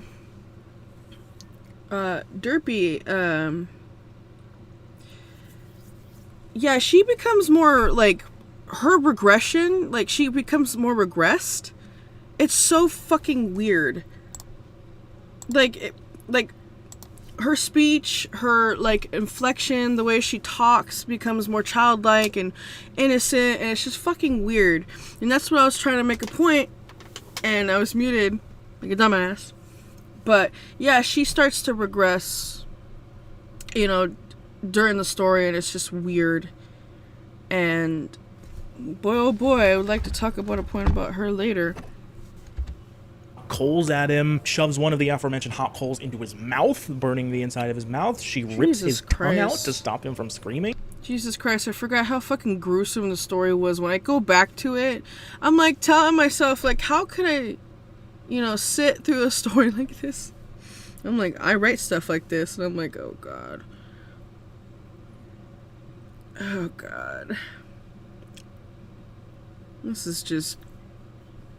I forgot how gruesome, like, just hearing it in, like, just, like, the simplest terms from this guy and just summary, like, this guy summarizing it is so gruesome to me. So weird. I can't write shit like this. It's honestly just too ironic. I can't imagine how many kids with unfiltered internet access found this shit back in the day. I mean, I was like 14, 15 when I was first reading these. I can't imagine it. I can only imagine that there were like fucking like 10, 11, 12-year-olds reading this shit, man. There's a lot Probably of them. fuck some kids up. Oh well, a little trauma never hurt nobody. I mean, look, you know how this ends by now. Just fucking cut from fucking chin to dick, and gets his fucking Oh my organs ripped out, God. and the jokes and I forgot how it's gruesome getting a they little are. tiring Yeah, at I this point. forgot I'm they actually are. starting to kind of lose my mind with this just a little bit. So let's just move on. Thanks again, past me. Love your hair. Now, do you guys remember good old Minky Pie from way back here? Well, I have to remind myself, like, I'm about to write something similar, and it's unfortunate. So it's like, now we're finally coming full circle with that, and we're going back to the rock farm with this one for The Revenge of Obsidian Pie. That's her actual name, by the way. It's Obsidian Minky Pie. Minky is a nickname now. because by this point, we now know their canon names, so now the sisters are Marble, Limestone, and Obsidian. Still not Maud, but at this point, Obsidian's a completely different character. This is the story of Inky and Blinky finally discovering their long-lost older sister, Minky Pie, who's been locked in the cellar for the last 20 years. They free her from her prison in the cellar and bring her to their murder cave, and after a couple weeks of nursing her back to health, she starts to take an interest in their baking. And one night, the three sisters finally decide that it's time to pay their parents a visit and get Minky Pie her revenge. Oh, it's almost like that's the name of the story. It's the Revenge of Obsidian. Oh, it's the Revenge of Obsidian Pie. I get it. I get it. I'm a smart potato. If you thought that in this universe Pinkie Pie was crazy, Minky's got nothing on her. Minky is just a straight up fucking psychopath, which I guess, yeah, you would expect that from someone who spent most of their life in a basement. She's crazy, but she's like quiet kid in the back of class kind of crazy. Like, she doesn't look like she could hurt you, but if she wants to, she can fucking snap and whoop your ass. You can see where this is going. The three sisters butcher their parents while Minky revels in their screams, and it ends on a rather ominous note with the three sisters leaving the rock farm to go reunite with Pinkie Pie in Ponyville. Also, I don't know where else to put this, but it's mentioned that Pinkie Pie is pink because it's a recessive gene inherited from their grandmother Rosie Quartz. Don't know why that needs to be there, but I guess she is the only pink one, and I guess it skips a generation. This brings us to the next main story, the Pie Sisters Reunited. This is kind of more just connective tissue. It's a main story, I think, but it's just showing Inky, Blinky, and Minky arriving in Ponyville to meet up with Pinky. You know, it just hit me why these names are so funny to say. Because also, I was gonna say before we go any further, in the Revenge of Obsidian Pie, I've made it clear in one of my live streams, I think it was my ick list or whatever, I think my plot hole list, I had said that Minky is not scary. Like, her loud does not equal scary. I'm sorry, it does not. It's what you do make you fucking scary. Like, what makes you intimidating. It's not loud, like, you know. I'm sorry, but that's how I reduce her. That's how I reduce her down to. She's loud. I'm like, oh yeah, you're trying to be scary. She's not scary at all to me. She doesn't do anything for me other than fucking stand in the fucking goddamn background, rant about bullshit, be emo, fucking saunter like a fucking little bitch that she is. Which I'm pretty sure when she gets the chance to shine, she's like fucking psycho. Of course she is. She's a psycho bitch, but other than that, she's a fucking emo character. I don't think sauntering. No, she's sulking. What am I saying? I'm saying the wrong fucking word. Sulking. She's sulking in the background. She's being a bitch. An emo bitch. So it's like, how could I ever take your fucking character seriously if all she does is nothing? Fucking rant. And she has literally fucking up to probably 5 to 6 fucking musings that talk about bullshit, forgiveness, and all this other shit. It's just a soapbox for the author's thoughts, which we'll get to the trust me. And Minky's just not scary. Your character's not scary. It's not scary to me. It's what your character does and what they do to make them scary. Do you know? What do they do? When do they do it? Yada yada yada. Use the 5 W's and the plus. I think it's the 5 W's and the plus H. How? Jesus fucking Christ, man. I'm just sitting here like, it's your character's not scary. I'm sorry. That's my opinion. I'm sorry. But yeah, Minky ain't scary to me. I put that on my fucking plot hole list. So they remind me of the ghost from Pac-Man. You know, Inky, Blinky, Pinky, and Clyde. Yeah, they are. You know, Inky, Blinky, and Pinky. Yes. And then Minky, but you know, Minky is Clyde in this case. Yes. All that happens here is Pinky being introduced to her long-lost sister Minky, and the sisters recanting to Pinky the story of how they murdered their parents and baked them in the cupcakes, which they then present one of said cupcakes to Pinky, which she eats happily. Now the Pie Sisters are all together again, which brings us to our next side story, Meet the Team. Aside from sounding like the name of a TF2 trailer, nothing of note really happens in Meet the Team, except for Inky, Blinky, and Minky being introduced to Apple Bloom and Derpy.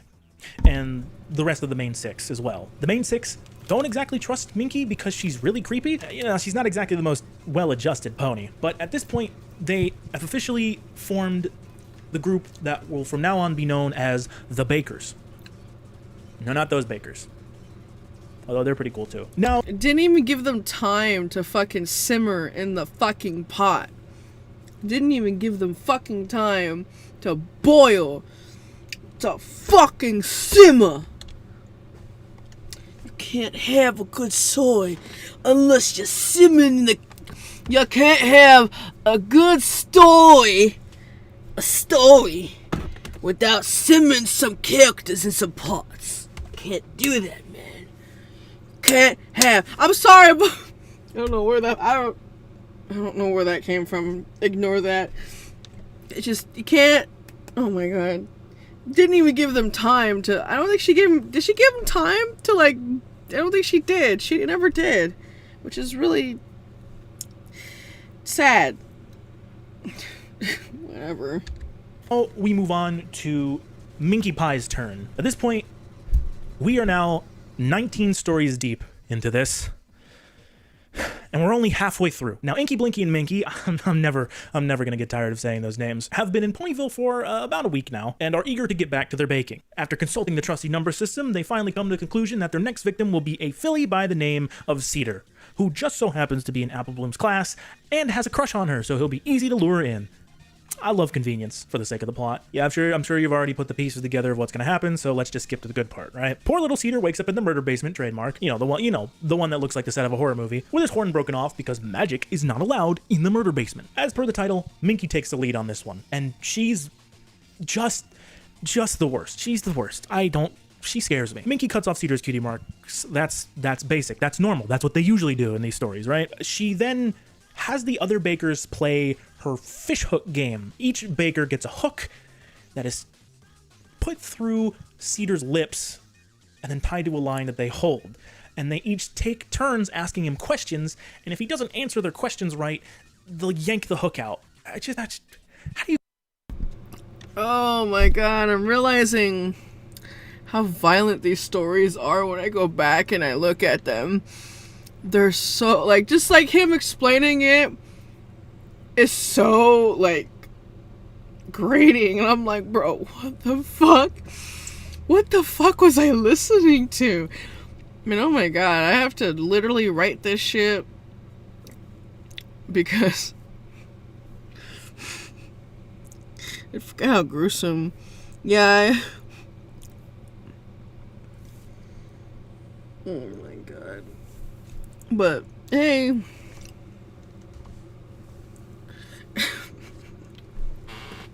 This is torture.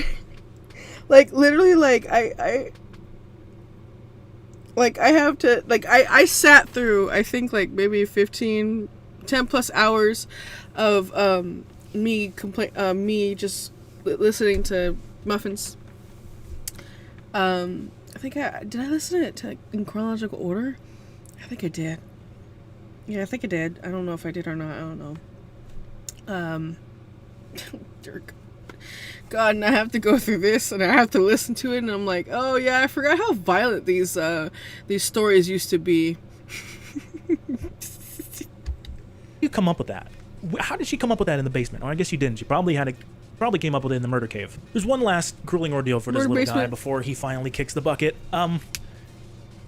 Minky decides to play one last game with Cedar, which consists of putting a light bulb in his mouth and then dripping hot candle wax onto his body to see how long he will last before involuntarily clenching his jaw, which he eventually does, breaking the light bulb, filling his already bloody mouth with broken glass, which Minky then proceeds to try to force him to swallow said broken glass. Christ on a cross. This is just torture porn. There's no sugarcoating it. So anyway, they shoot him up with a sedative. Holy that will make shit! his body numb. Finally, somebody said it. Finally, someone said it.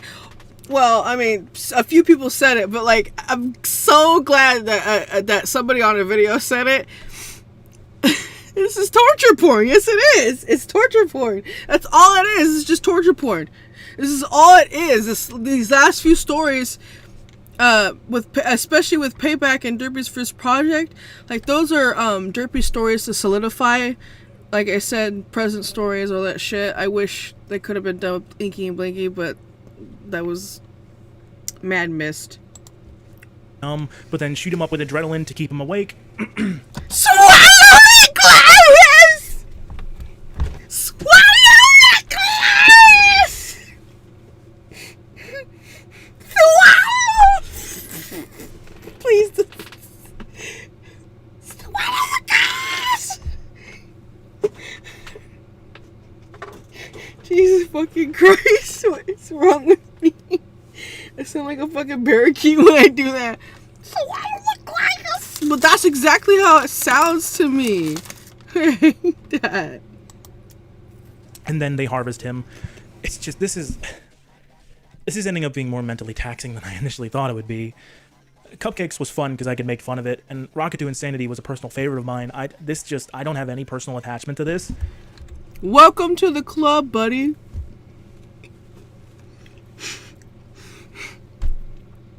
Welcome to the club. And I don't mean that in a sarcastic way. I mean, really, welcome to the club, because it's really mentally taxing.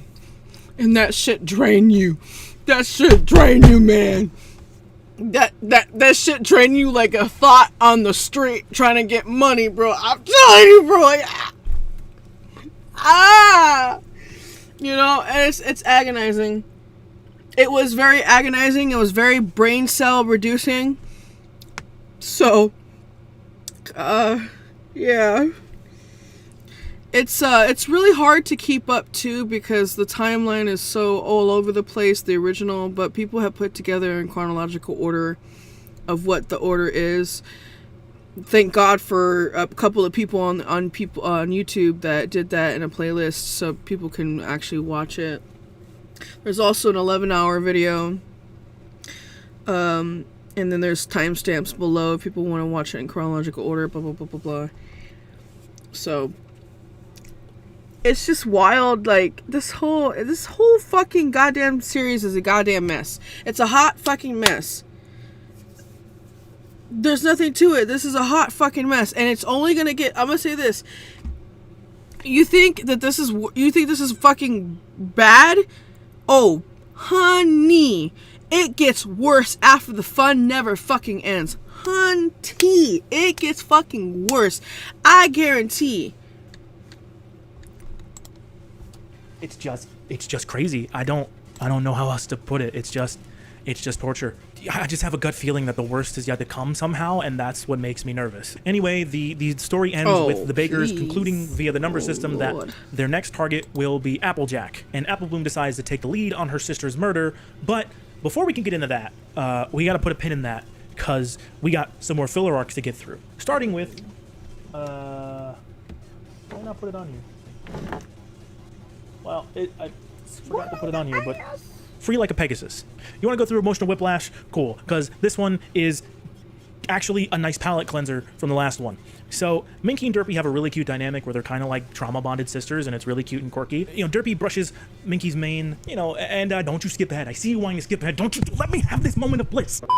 Sorry about that. I can't. I just really wanted to take a bit of a break. Anyway, we now move on to our first in the series of the Mad Musings of Obsidian Pie, in which Obsidian Minky Pie waxes philosophically about different things, the first of which being the game of life, and mostly death, to be honest. Basically, she's not afraid of dying, and I quote, "When I die, I'll know it'll be my time. I'll go with my eyes open and arms outstretched. Until then, I am your fear. For I can and will hurt you, but I am also your salvation. For I will release you from your suffering. I am here to guide you, you sick, sorry souls. And I crave your screams, and I find humor in your pleas, and I feel happy when the tears fall from your eyes." Are we already on the Mad Musings of Obsidian Pie, dude? Because I cannot help to laugh at how stupid and edgy and how fucking dumb these sound, because it's like, I am your salvation. I am the Dark Knight. I am Batman.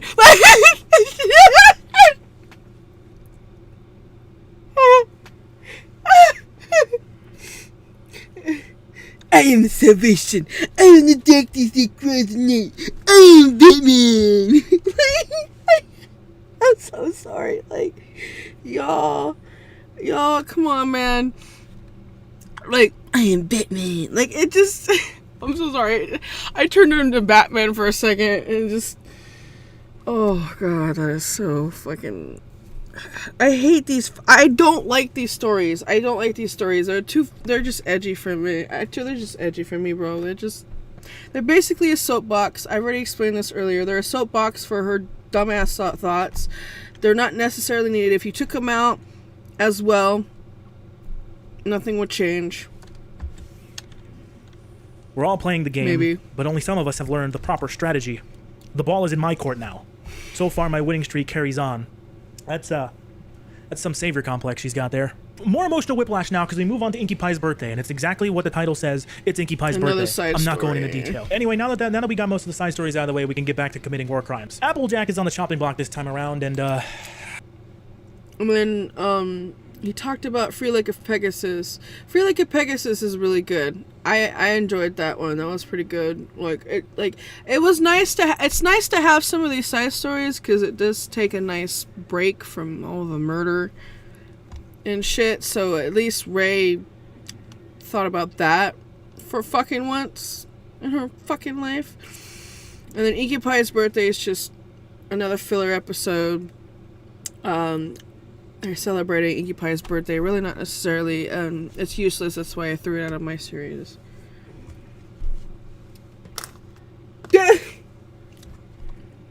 Alright. Oh! Oh shit. I'm trying not to choke on my fucking self. Oh god. I realized what fucking title we're on, and we're 41 minutes in. Oh my god. Shit. Okay, now we're at the good parts. God damn. About fucking time. I didn't have any. I mean, I had stuff to say in the beginning, but it was not that much. But here we're gonna get really good. We're gonna get. No. This is the good part. No. Because I know for a fact. I'm gonna talk about fucking cutie marks. I'm getting tired of reading these, to be honest. I mean, it's all the same basic formula. Get the pony to Sugar Cube Corner, get them drugged, get them into the murder basement, trademark. Oh my god, that's actually a good point that he made. It's a basic formula. Get pony, lure pony, to basement, kill pony. It's the same routine every fucking time, and that's a good fucking point, actually. And honestly, I could hear the fucking mental. I could hear the, like, he's tired. He's like, oh, I'm tired. Trust me. If you listened through all of these, dear God, you would have not a fun time. But reading.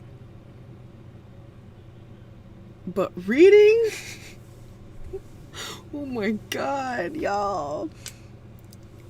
He's reading the stories, which is even more mentally taxing. Which, it is mentally taxing to read. And I would rather have, like, audiobooks. But we're not gonna get any more audiobooks out of. All I know is just, it is. And the Let's Welcome Chaos was definitely mentally taxing to read. We'll talk about that later. But boy, oh boy. Torture porn, open-ended cliffhanger. Like, it's just the same. It's all the same. Yeah. Look, I'll skip all the torture. Just Apple Bloom kills Applejack, harvests her sister's organs, and in the process earns her cutie mark, which is an apple with a chef's knife sticking out of it. They then feed the apple. Which I would like to point out is not a skill. That is a ridiculous fucking ass cutie mark, and you cannot get a mark by killing somebody.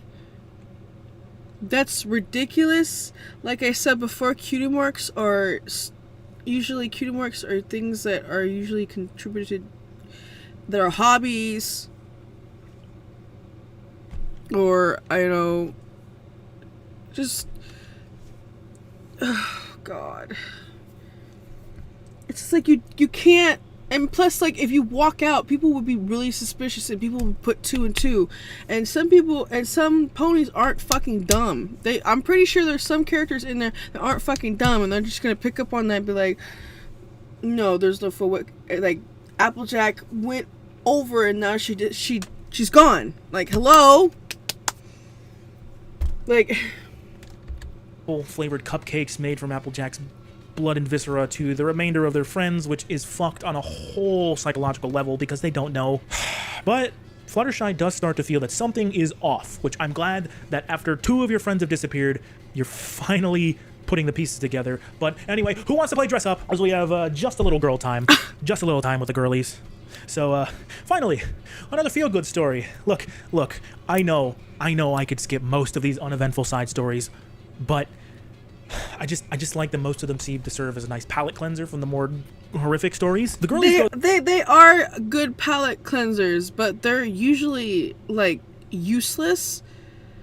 So like usually like just a little girl time, that one I usually skip. I usually go to the ones that are important because, well, they're the ones that are important. I don't need to go to the ones, filler you can skip. It's an option. You can skip. You're not obligated to fucking listen or read the side stories. Go to the Carousel Boutique where they play dress up and get some nice cute outfits, and Minky starts to fixate on Fluttershy, which I'm sure won't be unhealthy and won't come up later. Who's ready for an Inky Pie solo story, huh? Inky Pie's stellar obsession. I'm so tired. I've been recording for like an hour and a half. Yeah, TLDR, Inky sees a mare at the market named Stellar Burst. Oh, I get it, yeah. Stellar obsession. Okay, I get it. Which is, I don't like the design. I hate the green, and absolutely it can burn. The design can burn. And she's... I just don't like the green. And I quote, jealous of her beauty, and then made her want to kill her. Valid. Inky flirts with Stella and then eventually lures her to Sugar Cube Corner, where she manages to drug her with some carrot juice. Creative. And I quote, she didn't want to tarnish the pretty fur, mane, and tail of the Pegasus. Anyway, Inky went overboard on the drugs with Stella, so she's really unresponsive, which just pisses Inky Pie off. So, by the time Apple Bloom and Pinky come in, Inky has let out all of her repressed aggression on Stella's corpse. She would then go on to turn Stella's hide into a pretty saddlebag. Just gorgeous. I'm running out of creative segues, but next up on the list is the penultimate story in the Muffin saga. Don't check the runtime of the video. This is it. I promise. At least I hope it is. And also, was Inky Pie's stellar obsession really necessary to have in the fucking series? Was it really necessary? I mean, if you took it out, would it really do anything? I mean, it was Inky Pie's story, but where the fuck is Inky Pie's story? Why has it gotta be Inky? But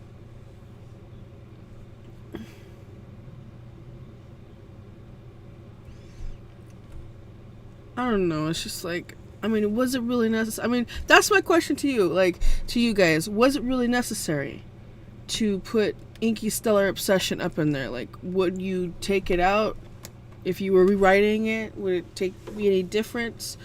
You know what I mean? I don't,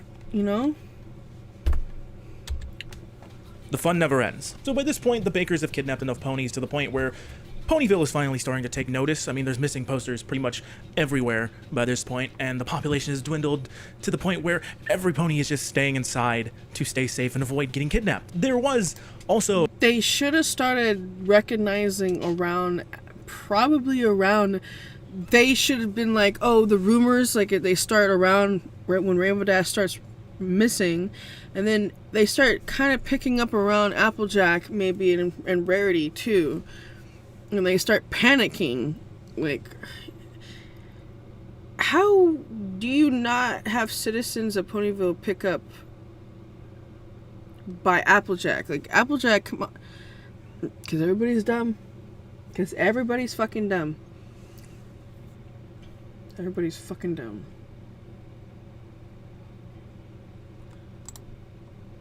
an investigation to find Applejack, but nothing came up, which begs the question, what do the bakers do with, like, the bones? Well, no, I guess that was answered. They use it to make furniture. Apparently, not even Princess Celestia can find the missing ponies, or at least any remains, which, alright, sure.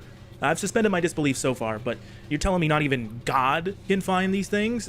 Okay. Fluttershy finally brings... I mean, literally, like, all Raytana has to do is, like, if she's gonna use that excuse, she could use the volcano. She could find a volcano maybe in the Everfree, or maybe in the Radlands, or the Forbidden Juggle. That's also might be a long way to go. But still, like, there has to be something in Equestria, like acid or something. Lava, somewhere. I don't know. It has to be something. Brings up to Twilight and Rarity that, hey, you know, don't you think it's a little weird that the day Applejack disappeared is the same day Apple Bloom got her cutie mark? I'm glad someone finally said it. Christ, it took you long enough. Also, the amount of missing ponies increased exponentially after Pinkie Pie's sisters moved. Which they should have been saying in the fucking beginning. Oh, you know, you should have been saying something in the beginning, bro. In the town, so not you, Wildcard, just saying. It's like, why couldn't any of society say something in the beginning about that? Like, she went missing the day that, you know, and then she got her cutie mark. Hello? But no, everybody's fucking stupid. Really, you should have figured this out sooner. Twilight, Fluttershy, and Rarity all decide to go to Sugar Cube Corner, where they stumble upon the old murder basement trademark, where they discover the stuffed bodies of both Rainbow Dash and Applejack, which causes Twilight to vomit, which is, yeah, understandable. The trio get knocked out by the Pie Sisters, and Twilight and Rarity wake up with their horns broken off, because there is no magic allowed in the murder basement. They then decide to have an entire villain monologue where they explain to our would-be heroes exactly the process of how they've been doing things, much to the horror of the two unicorns. Why am I doing this to myself? The answer, morbid curiosity, and for your entertainment. So, Minky, with the help of Apple Bloom, cuts off Fluttershy's wings, and then sends Apple Bloom away to play with the others, because remember how I said earlier that Minky was starting to fixate on Fluttershy? Yeah, it gets worse here. Derpy and Inky are teasing Twilight to the point where she kind of just starts to have a mental breakdown. And while all that is going on, Inky sews Rarity's mouth shut. I would like to tell you guys that a logical pony like Twilight would not break down because of the gaslighting in the Fun Never Ends. There's no fucking way that Twilight would break down. If they wanted to do gaslighting and manipulation, they should have done it on Fluttershy instead. Fluttershy, I believe, would have much more of a fragile mind than Twilight. Twilight would be hard to break. She'd be a tough egg to crack. I don't know why she chose Twilight to break so easily, but okay. Fucking weird. Ironic, the seamstress getting her mouth sewn shut. Inky then proceeds to jam various needles into random parts of Rarity's body until Apple Bloom gets the bright idea to have some fun with some piano wire. She ties the piano wire around Rarity's neck and then to the floor, and then raises the operating table, which in the process decapitates Rarity, with her head landing in front of Twilight, which only worsens her fractured mental state at this point. Meanwhile, in the corner, Minky Pie starts whipping Fluttershy with a rope with razor blades tied to it.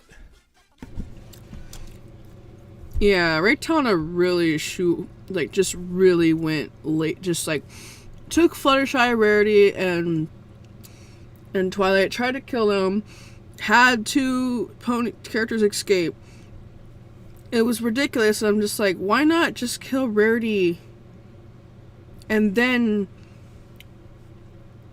kill Fluttershy and then, you know, reduce it down? You know what I mean? Like, I just don't understand, why can't you just...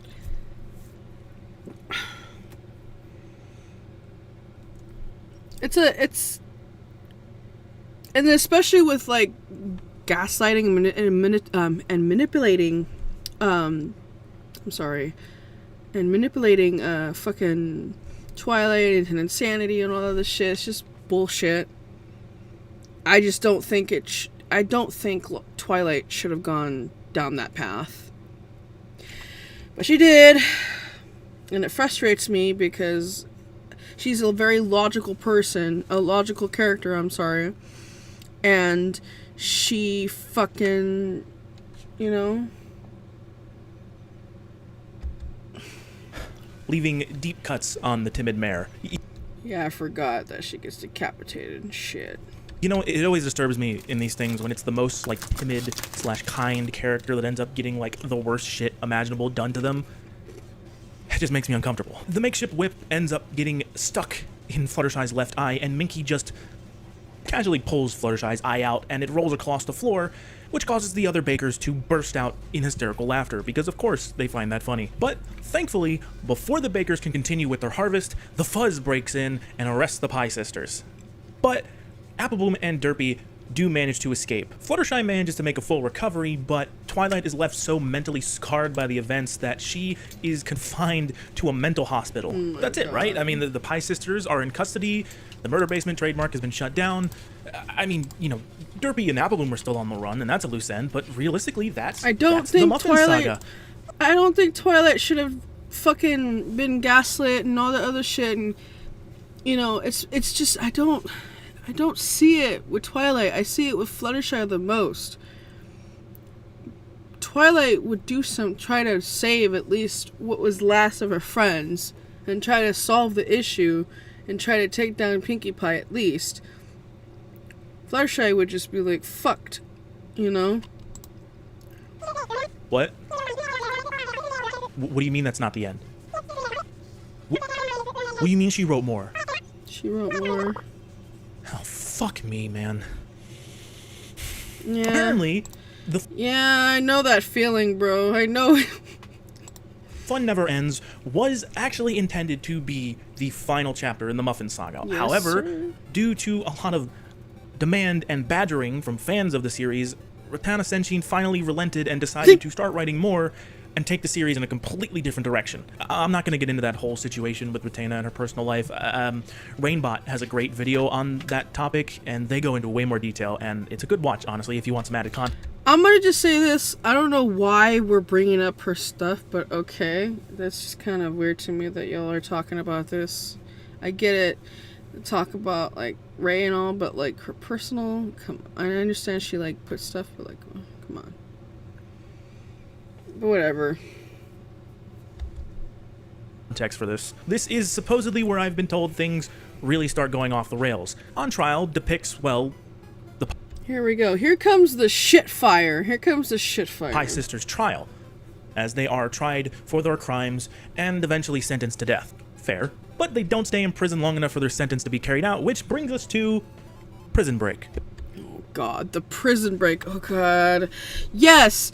2 children and a mentally handicapped Pegasus literally fucking breaking out 3 grown ass mares. 4. I'm sorry, 4. How do you fucking grasp with that shit?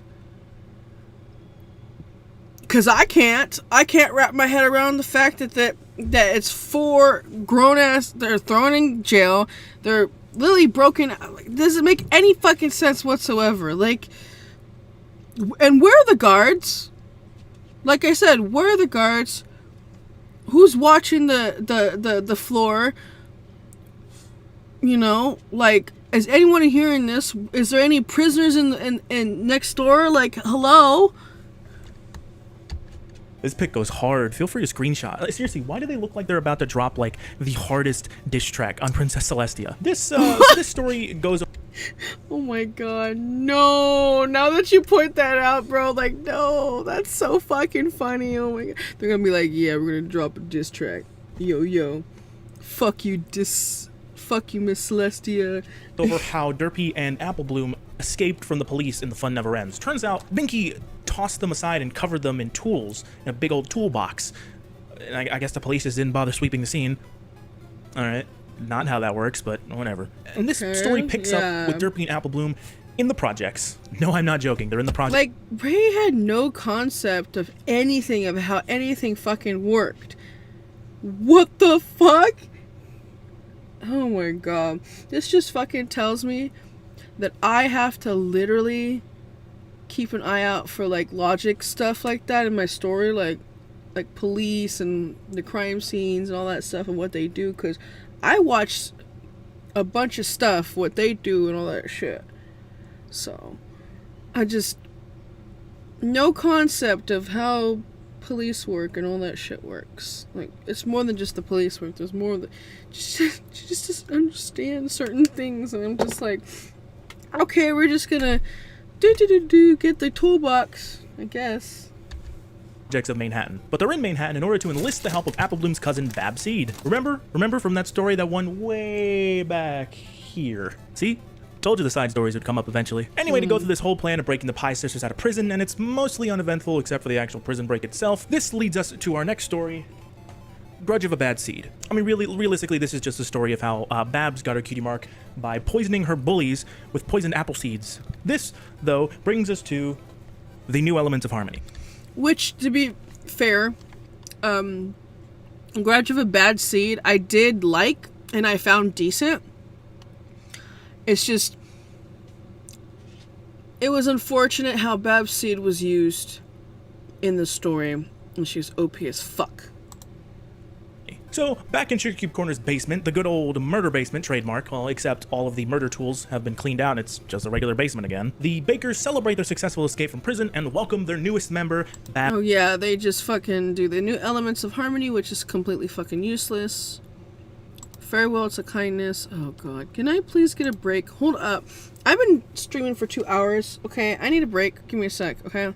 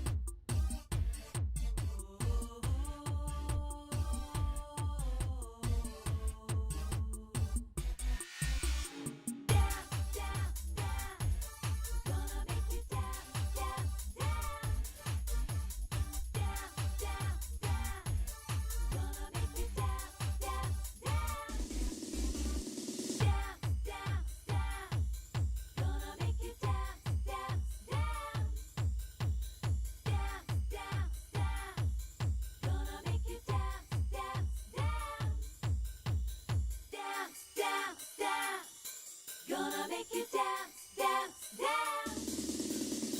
Dance, dance, dance. Gonna make you dance, dance, dance. Dance, dance, dance.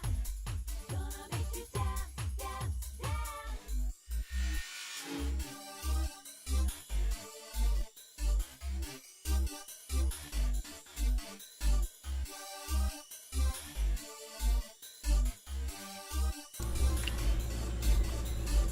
Okay, during this intermission, it might take like maybe 15 minutes, maybe more, because I just made some Hot Pockets. I'm gonna eat something because I haven't eaten anything yet, like solid.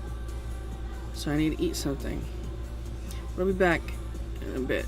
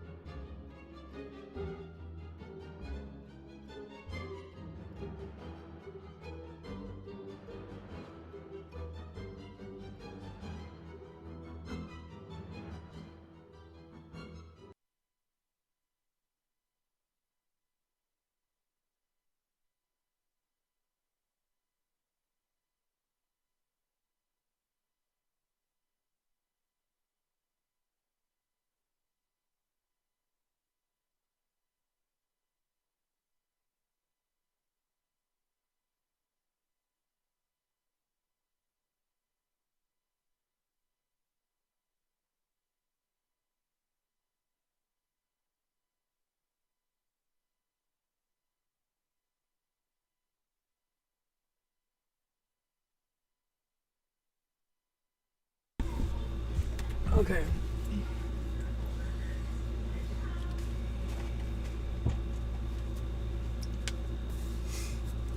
Alrighty. I am back, guys. Sorry. How far are we into this ship?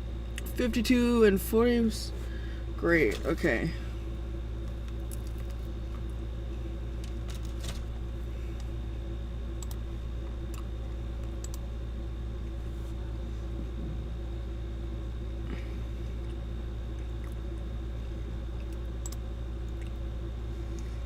Oh, here we go.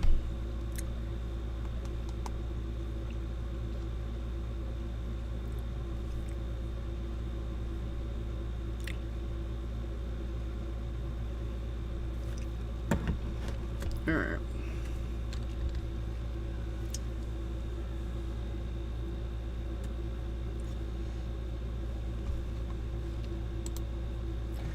Farewell to kindness. Turns out Babs is just as crazy as the pies because when Apple Bloom questions if she's actually ready to take another mayor's life, Babs says this: Apple Bloom, you've got no idea what goes on in my head. I'm more than mentally prepared for this. I want this. I need this. Well, that's Totally something a well-adjusted child would say. It's standard fare. It's fucking weird. Babs does not belong in this fucking story whatsoever. She does not. She does not. I fucking hate her ass being in this. Like, I like her in canon, but I hate her in fucking Muffins, bro. I do not like her in fucking Muffins. She should not belong in there, especially with Apple Bloom, especially with fucking Derpy. Those three should not be in the fucking story. But they are, for some god-awful fucking reason that they are. Except they're now in the murder dungeon, patent pending. Babs burns Fluttershy with hot cooking oil. And by the way, a filly her age should not, a filly, like, Apple Bloom and Babs should not be with fucking adults like Pinkie Pie. No. No, but no. Before harvesting her like the rest. They decide to use Fluttershy's corpse as a calling card outside of City Hall, and I quote, "There was a small table set up with a pink tablecloth that was patterned with blue and yellow balloons. On the surface sat the severed and near unrecognizable head of Fluttershy, which was discolored, bloody, and missing the top part of her skull. Her skin was leathery in texture, and her remaining eye had also been gouged out. In front of the head sat a plate of 6 pretty cupcakes and 6 muffins, as well as a large sign hanging from the front of the table. It had 3 words written in blood. We're still here." Yeah, this one hurt me on a deep emotional level that I can't quite put into words. I have an obligation to see this through, both to myself and to... I think it's because it's Fluttershy. It's the fact that it's Fluttershy that she dies, yes. I think it's... yeah. Babs... Fuck you, Babs. You motherfucking bitch nugget. I hate you. Go to hell in this story. Like, no, like, you're overpowered, you're favored by the offer, fuck off. To you. So, we're almost at the end. For real this time. But first we have to take another detour into the mad musings of Obsidian Pie, the topic of this time being my curse. More insane musings from everyone's precious small bean with a death wish. Minky believes that love is a curse, and she's afraid that it makes her weak. Ah, yes, the good old love is useless. It makes you weak argument. I mean, that's really it. She's just getting pretentious at this point. Anyway, moving on. I swear to God, every fucking goddamn musing is so edgy. I swear to God, when I come across it, it just sounds so... I'm Batman! In the darkness, yeah! To Twilight's Fall. So Babs goes to visit Twilight in the mental hospital to set, with the sole purpose of setting back her recovery about 12 steps by informing her of the Baker's return. This obviously distresses Twilight, which causes her to jump out of the window. Now, correct me if I'm wrong, but I think mental wards are supposed to have bars on the windows to prevent this exact thing. But whatever, we're not going for realism at this point. Yeah, what he said. What he fucking said. Why don't they have fucking bars on the windows? I guess we're not going for realism. That's what he fucking said. I guess we're not going for realism here. Jesus fucking Christ, bro. And Twilight would not fucking snap, bro, that easily. I will keep saying it to the day I die. Twilight, Sparkle, and Muffin should have not snapped. It should have been Fluttershy. Who wants a Danganronpa style killing game? Huh? Do you want that? Because that's exactly what we get with the Final Crusade. Well, not to be confused with the Indiana Jones movie, The Last Crusade. This is the final hurrah for the last of the CMC, both Scootaloo and Sweetie Belle, I'm afraid. Babs convinces the girls to go visit Sakura, but when they get there, they are met with Sakura's corpse pinned to the wall of her hut. And then Babs just sucker punches both of them, knocking them out. Seriously, she just cold cocks them. It's impressive. The two fillies then wake up in the murder dungeon, patent pending, in what I can only describe as a saw trap. See, the way it's designed is that they have 24 hours to... No, it's a saw... It's a ripoff of Saw. That's what we like to call it. We like to call it a ripoff of Saw. That's how we like to call it. And I find that funny. That it's a ripoff of Saw. But it's a ripoff of Saw. Escape, but the only way they can escape is by filling a meter. And the only way to fill the meter is by causing pain to themselves. Alright, which they actually do manage to do. Wild. The cage door opens, but upon stepping out, Sweetie Belle is immediately impaled by spikes that come out of the floor. Well, that's not fair. So yeah, the Bakers were never really intending to let them escape. They were just having fun. Scootaloo does actually manage to escape the castle and fly for the first time, But unfortunately, Derpy catches up with her and stabs her to death. Which is fucking impossible because, first of all, Derpy cannot fly so good. Wasn't it stated in the beginning she couldn't fly so good? So how is that possible? How is she faster than what she was before? I've asked that question in my ick list, like, why is she so fast? And at this point, I'm starting to run out of sarcastic quips. Yeah, so please. Let's just move on to the grand finale. Well, it's not the grand finale, but it feels like one, and you'll see what I mean. Let's welcome Chaos, which is split up into... God. Here it comes the... Here we go. I had to literally sit through Let's Welcome Chaos, and Let's Welcome Chaos was such a jack of all trades. Not really, but like it was such an ass fire. It was an ass pile. It was just nothing, a pile of nothing burger. It was stupid. It was dumb. It's a power fantasy. It's not even realistic. Jesus Christ. There's just so much wrong with the fucking story in itself. I tell you. Screeching with rage, yes. 3 days. On the first day, the bakers enact their plan to kill all of Celestia's royal guards. And somehow, they succeed. I couldn't tell you how. Well, fucking actually, plot armor. I can. Poor writing. That's what it and is. Plot armor. That's how. Plot armor! The pies go around systematically slaughtering all of the surviving ponies in Ponyville. I have no idea how this group of misfits can get any of this done, but hey, it makes for good television, right? On the third day, God, it sounds like I'm talking about the resurrection of Christ or something. The final part of the plan comes to fruition on day 3, where the pies seek out to get revenge on the cops that arrested them in the first place. But first, they perform just a bit of casual domestic terrorism as Derpy and Applebloom go to the weather factory and just fuck everything up. We're talking crossing hot and cold, steam with heat, until eventually the weather factory fucking explodes. Those closest to it perished from severe 4th degree... Which is fucking stupid. The idea that Piggy Pie went to the weather factory just to fuck shit up, and this... Was this part of her plan to fuck shit up for the weather and everything else and just cause complete chaos? Because I just... Where's Discord?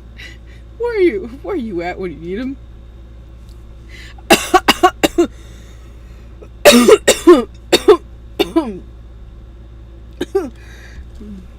Fuck everything up. We're talking crossing... Like, it just doesn't make any sense to go to the weather factory and just fuck shit up. Like, it just feels so random. Is it just me that I feel like this is random? Like, going to the weather factory is so random inside the story. It's just so random. It's not needed to me, at least to me. I think it's random. And hot and cold, steam with heat, until eventually the weather factory fucking explodes. Those closest to it perished from severe 4th degree burns and inhalation of chemicals. Now, for those unfamiliar, 4th degree burns are to the bone. Just to put that in perspective. Others were either killed or injured by metal debris colliding with their bodies, but they had been the lucky ones. The explosion had sent a gas wave over the city, being sucked up by harsh winds, twirling clouds, and violent tornadoes. The lightning touched everything it could, starting many fires all at once. The tornadoes had picked up the flames, spreading them even quicker, burning anything or anyone in its path. More explosions came in rapid succession as electricity and fire met with the gas wave. The snowstorm skipping an entire phase of matter, producing thick, heavy, boiling steam. And Discord will be proud, because this is some grade A chaos they are spreading here. They Holy then shit. kill the cops that arrested them and separated their family, and I then proceed mean, to send yeah. a letter to Princess Celestia. Yeah, now that I think about it, yeah, like, it's chaos, alright, but... Where the fuck is Discord? Okay, we're finally building up to a head. They used, like, Derpy or something. They were, like, they were on Derpy or... I don't know. Yeah, you have to have, like, wings. Or else you have to have, like, a spell on you for some wings. This is so not realistic, bro. I can't... Obviously, there's going to be a big conflict between the bakers and the princesses, so it should be good, right? Right? A nice, big, resounding, satisfying climax. Right? Which brings us to the final story in the saga, Sting. Here we are. The final Oh God, this is the one story that I quit because it was so, it just, the scat, the shit, it was just so, like, at this point my brain cells were so fried, so it was just so bad. Like, I was so fried, I could not think at this point because this fan fiction has ruined me. It has ruined me as a whole. It has ruined me. story in the Muffin saga. Aside from the mad music of Obsidian Pie, happy. Oh yeah.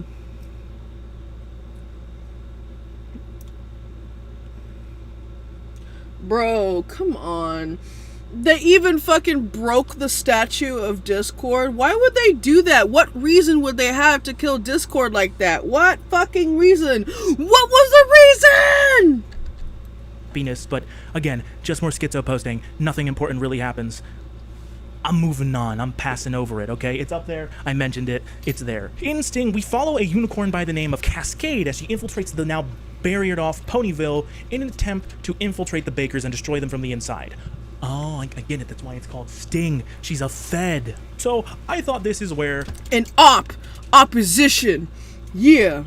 the saga would finally end, right? Cascade Sting is just straight up just, I did not, it's brain cell inducing, I'm telling you. Not worth the read, bro. would succeed in her This guy took the chance to literally fucking read Sting. I salute you, sir. task at infiltrating and destroying the bakers, and the day would be saved and Equestria could finally rest in peace, right?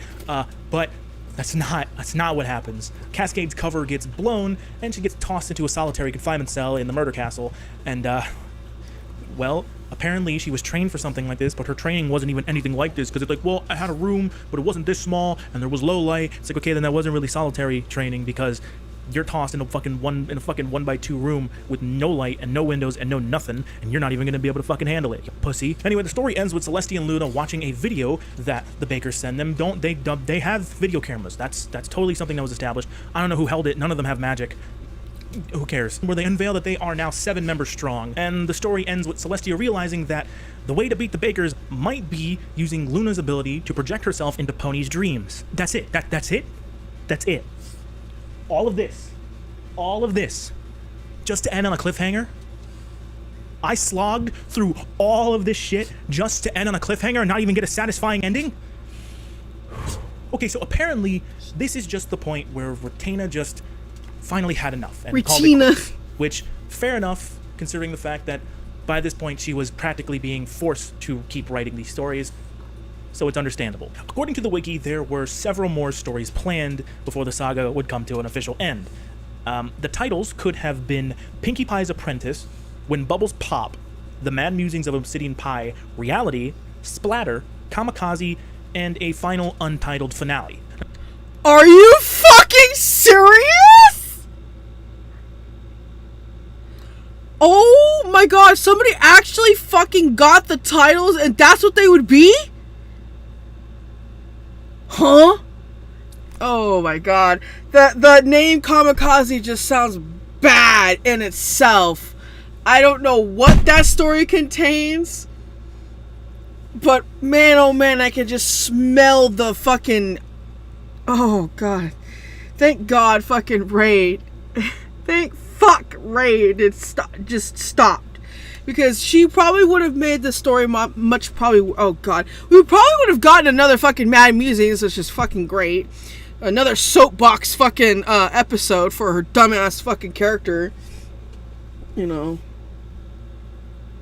No. She wasn't forced to do anything. What the fuck? Nobody was forcing her to do anything. That's why I didn't say anything. I was like, nobody's forcing her to do anything. She did this on her own volition, bro. She did this on her own accord. She did this on her own fucking time. She did it. She felt like she was like she had to listen to the internet, which she didn't have to. She could have literally just blocked those motherfuckers and literally just ended at the fun never ends. And then if she wanted to, she could literally just continue off or just stop it there, you know? For fuck's sake, like, nobody was forcing her. Nobody was forcing her, Rose. Like, nobody was. She did it on her own time. That's her fault. That's her fault. She kept going. She's the adult. Nobody was pointing a fucking gun to her head and say, "Give me muffins." Like, nobody was doing that to her. She was acting like that. I'm so sorry. But the last couple of titles, Kamikaze, Reality, what was it? Hold on, I want to hear it. Been planned as Apprentice would come to an official end. The titles could have been Pinkie Pie's Apprentice, When Bubbles Pop, The Mad Musings of Obsidian Pie. When Bubbles Pop sounds like a derpy story, and honest to God, I don't know. Or that could equate to Pinkie Pie. I don't fucking know. Who knows? Reality, Splatter, Kamikaze, and a final untitled finale. Now, Splatter and Kamikaze. And then the untitled finale. Great.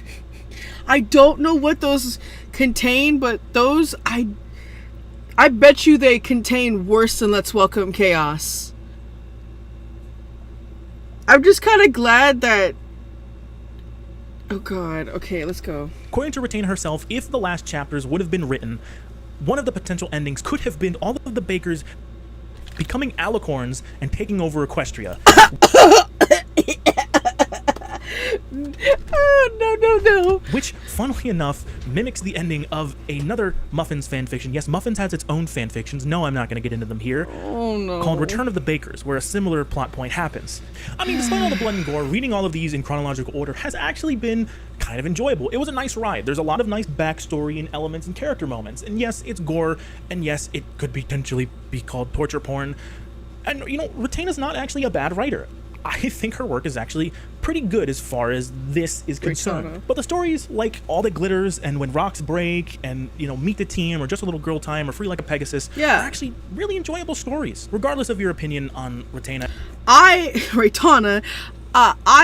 physically enjoy. I really did enjoy some of the stories in the Muffin series, but there were a few stories I did find a problem, and I did find like the worst. And you know, I'll do a little tier list on that if I can. But like, yeah, like there's a few, and it's kind of like it's hit or miss. You know, it's a hit or miss, or it's usually like you get good or bad. Honest to God, the last few stories sound like they would go really bad and south and left real bad, but we don't know what contains in those fictions.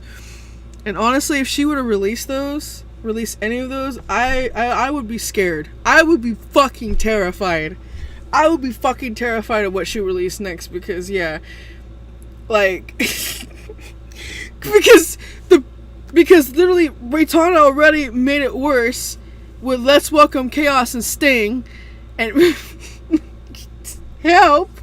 As a person, Muffins lives in infamy. I mean, hell, people are still talking about it. I'm talking about it right now, so people remember it, and you probably remember it if you clicked on this video, or maybe you've never heard of it before and you were just curious. But Muffins is a long, winding road full of twists and turns and shark jumps and bullshit, and it's honestly it's a beautiful disaster is the best way I can describe it. Thank you so much for watching. If you like, it is a beautiful disaster, that's for fucking sure, because with the all hit or miss stories, you just got like wholesome stories, you got like these these emotional, some of these emotional stories, you know, and it's just like, and then you've got the shit stories, and it's just it gets really bad after the fun never ends. All I know is I just excuse everything as a dream after the fun never ends. I just say everything after that, they dream. You know, they got caught, they got thrown into the prison, and then that's that. And then the rest is just a power fantasy dream type of deal. So consider leaving a like and And don't get me wrong, like, I do like her. Yes, I like Rose said, I like her writing style as well. I too write, you know. I just think she just needs to kind of improve a little bit. needs an improvement. She could do it, you know. But Muffins is kind of just a hit and miss for me. There's some decent stories, some are bad, some are good. Like he said, it's a beautiful fucking disaster. I have a love-hate relationship with Muffins, and would I recommend people to read Muffins? Fuck no, I would not. No, I would not recommend any of you motherfuckers to read Muffins because of how fucking shit it is. Despite, yeah, the wholesome and the nice shit, you know, and the torture and all that, you know, it's just, Muffins doesn't have any, it doesn't have world building, it doesn't have the enough character building, it lacks, it has style, but it lacks substance, is what I say. So, as I say, she could have just stopped at The Fun Never Ends and everybody would have accepted it. But by that time, she did it on her, you know, she wasn't forced to do anything. That was bullshit. No, Raytana was not forced to do anything. She went on her own accord. She did it, you know. Not us. We didn't push her. No, she went on her own. You know, she's the creator of the story, of the fan fiction. She made the fan fiction. She's in control. She has control. That's what she forgets. I think that's what she forgets. I think Raytana forgets she has control of the fucking story. You control when it ends and when it fucking begins. No one's fucking stopping you. You're the only one in fucking control. No one's literally... Jesus Christ. Like, you're in control of the fucking story. End of story. You know? And I do enjoy, but I also hate it at the same time. I have my problems. I have my issues with the story, and my issues are prominent in my ick list, which I actually linked down in my playlist below in the description.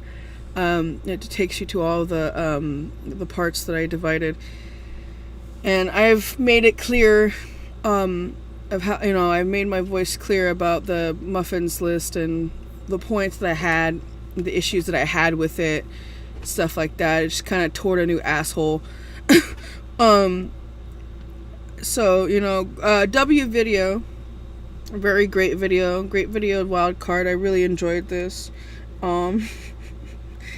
Jesus Christ, this story is something else. I can't really put it into words.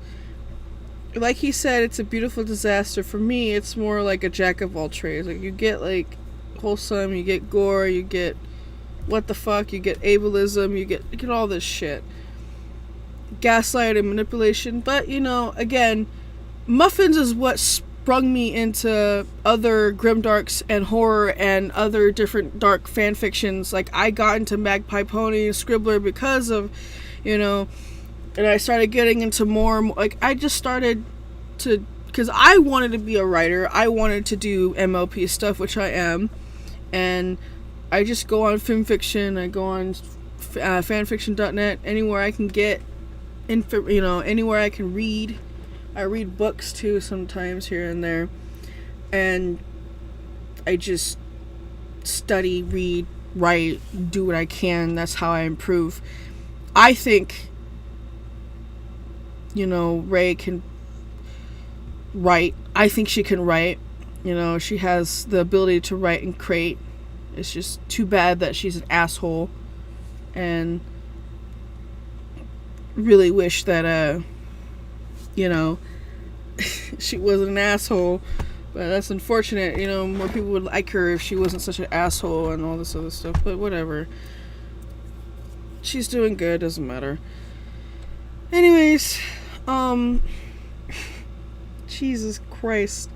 Just like listening to this guy, and then I'm realizing how violent some of these stories are, and how realize she was so just writing it out, like, and hearing like a nice description of it is like, Jesus fucking Christ, it's crazy. Yeah.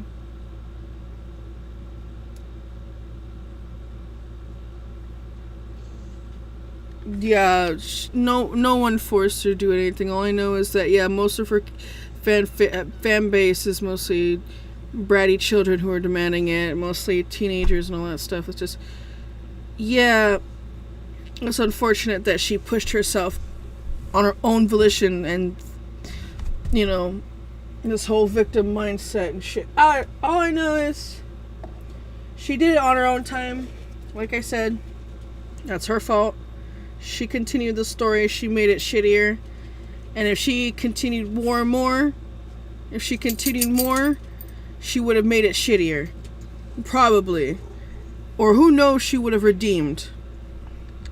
Subscribing, and, you know, leave suggestions for more stories you'd like me to cover. They don't have to just be creepypastas or grimdark. That's just the end of the video.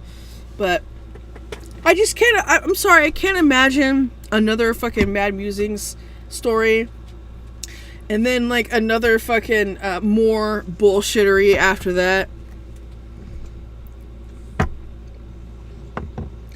I'm still trying to wrap my head around Prison Break and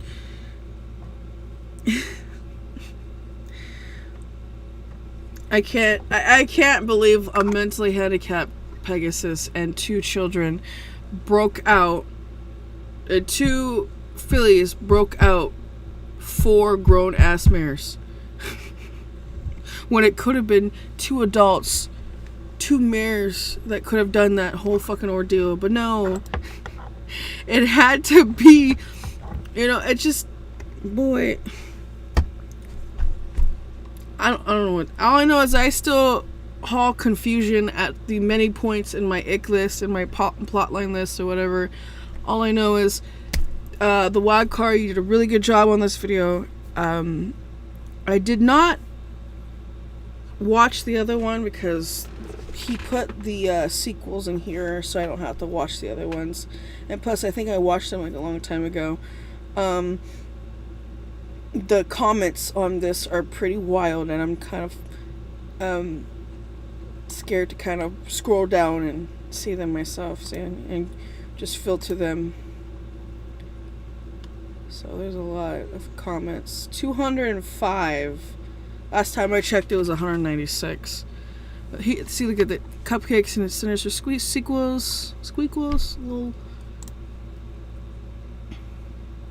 I think those are the only ones he made, right? No. Yeah, there's a lot of 205. Oh god. Everybody's complaining in the comments, I bet you 100%, about Derpy being depicted in the series and how they're depicted in the series and how they're just expressing their opinion about, like, this one. Yeah, like, saying like, oh, it's just sad that she was depicted as a child and stupid and all that other stuff. Some people were, addressing that actually, so it's like, that's good. So, oh god, just a lot of comments. It's crazy, just talking about this right here. Oh my god, a lot of people. Yeah, I'm gonna go up. A lot of people. 205 comments. Holy shit. On this video already. This was 2 weeks ago, and this was recommended to me about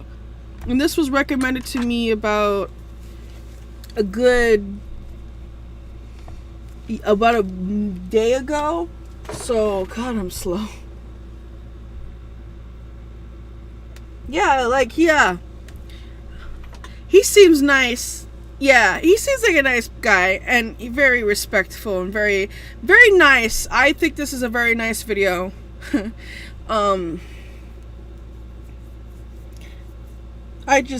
honestly, there's just like stories, and I'll say this. I will go back to, I think it's reiterate, right? I'm gonna go back to my derpy whole rant thing about the Bubbles. Yes, I am very aware that he said. I'm very aware that he said that it wasn't written by her. That Bubbles wasn't written by her. I did go on a tangent earlier, unfortunately. But yeah, I know.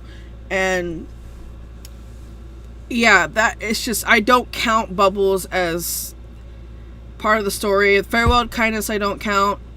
There's a couple of stories I don't count. And there's a lot of side stories there's a lot of stories I like tend to skip, and I only go to the good parts because those are the main like stories, and that's what fucking matters to me. So, well, this has sort of been a midstream for me, but overall, like, Muffins is definitely one of those stories I would not fucking recommend to people. I would not recommend reading to this. If you want to, you can, but it's up to, I'm not telling people to like not read it, but like I would not recommend it, especially when you're an adult now, when you're like a full-grown adult and you want actual fucking story and you want actual fucking, you want a lot of telling, you want a lot of doing, not a lot of telling, because that's exactly what the fuck Ray is doing in the story. She tends to tell instead of show, and that's one of my issues with her, is she explains a lot and just gives a lot, and it's just, it gives you a headache, and I'd rather have the characters just do something, anything, boy, like anything, But other than that, I think that pretty much covers the whole entire video. Muffins is not recommended by me, but if you want to go out there, like I said, I'm not gonna repeat myself. Did I enjoy Muffins as a whole? That should give you that's my answer. No, it's a roller coaster. Muffins is a roller coaster, and it's a love-hate relationship for me. Like, I like some stories, but I hate some of the stories, like, what the fuck are you doing type of stories, So, but yeah, Card, you did a good job. Again, apologies if I sounded like I was, but I wasn't. I just, anyways, double video. I'm gonna wrap this up, and hopefully we will meet again at the next stream. So we will wrap it up.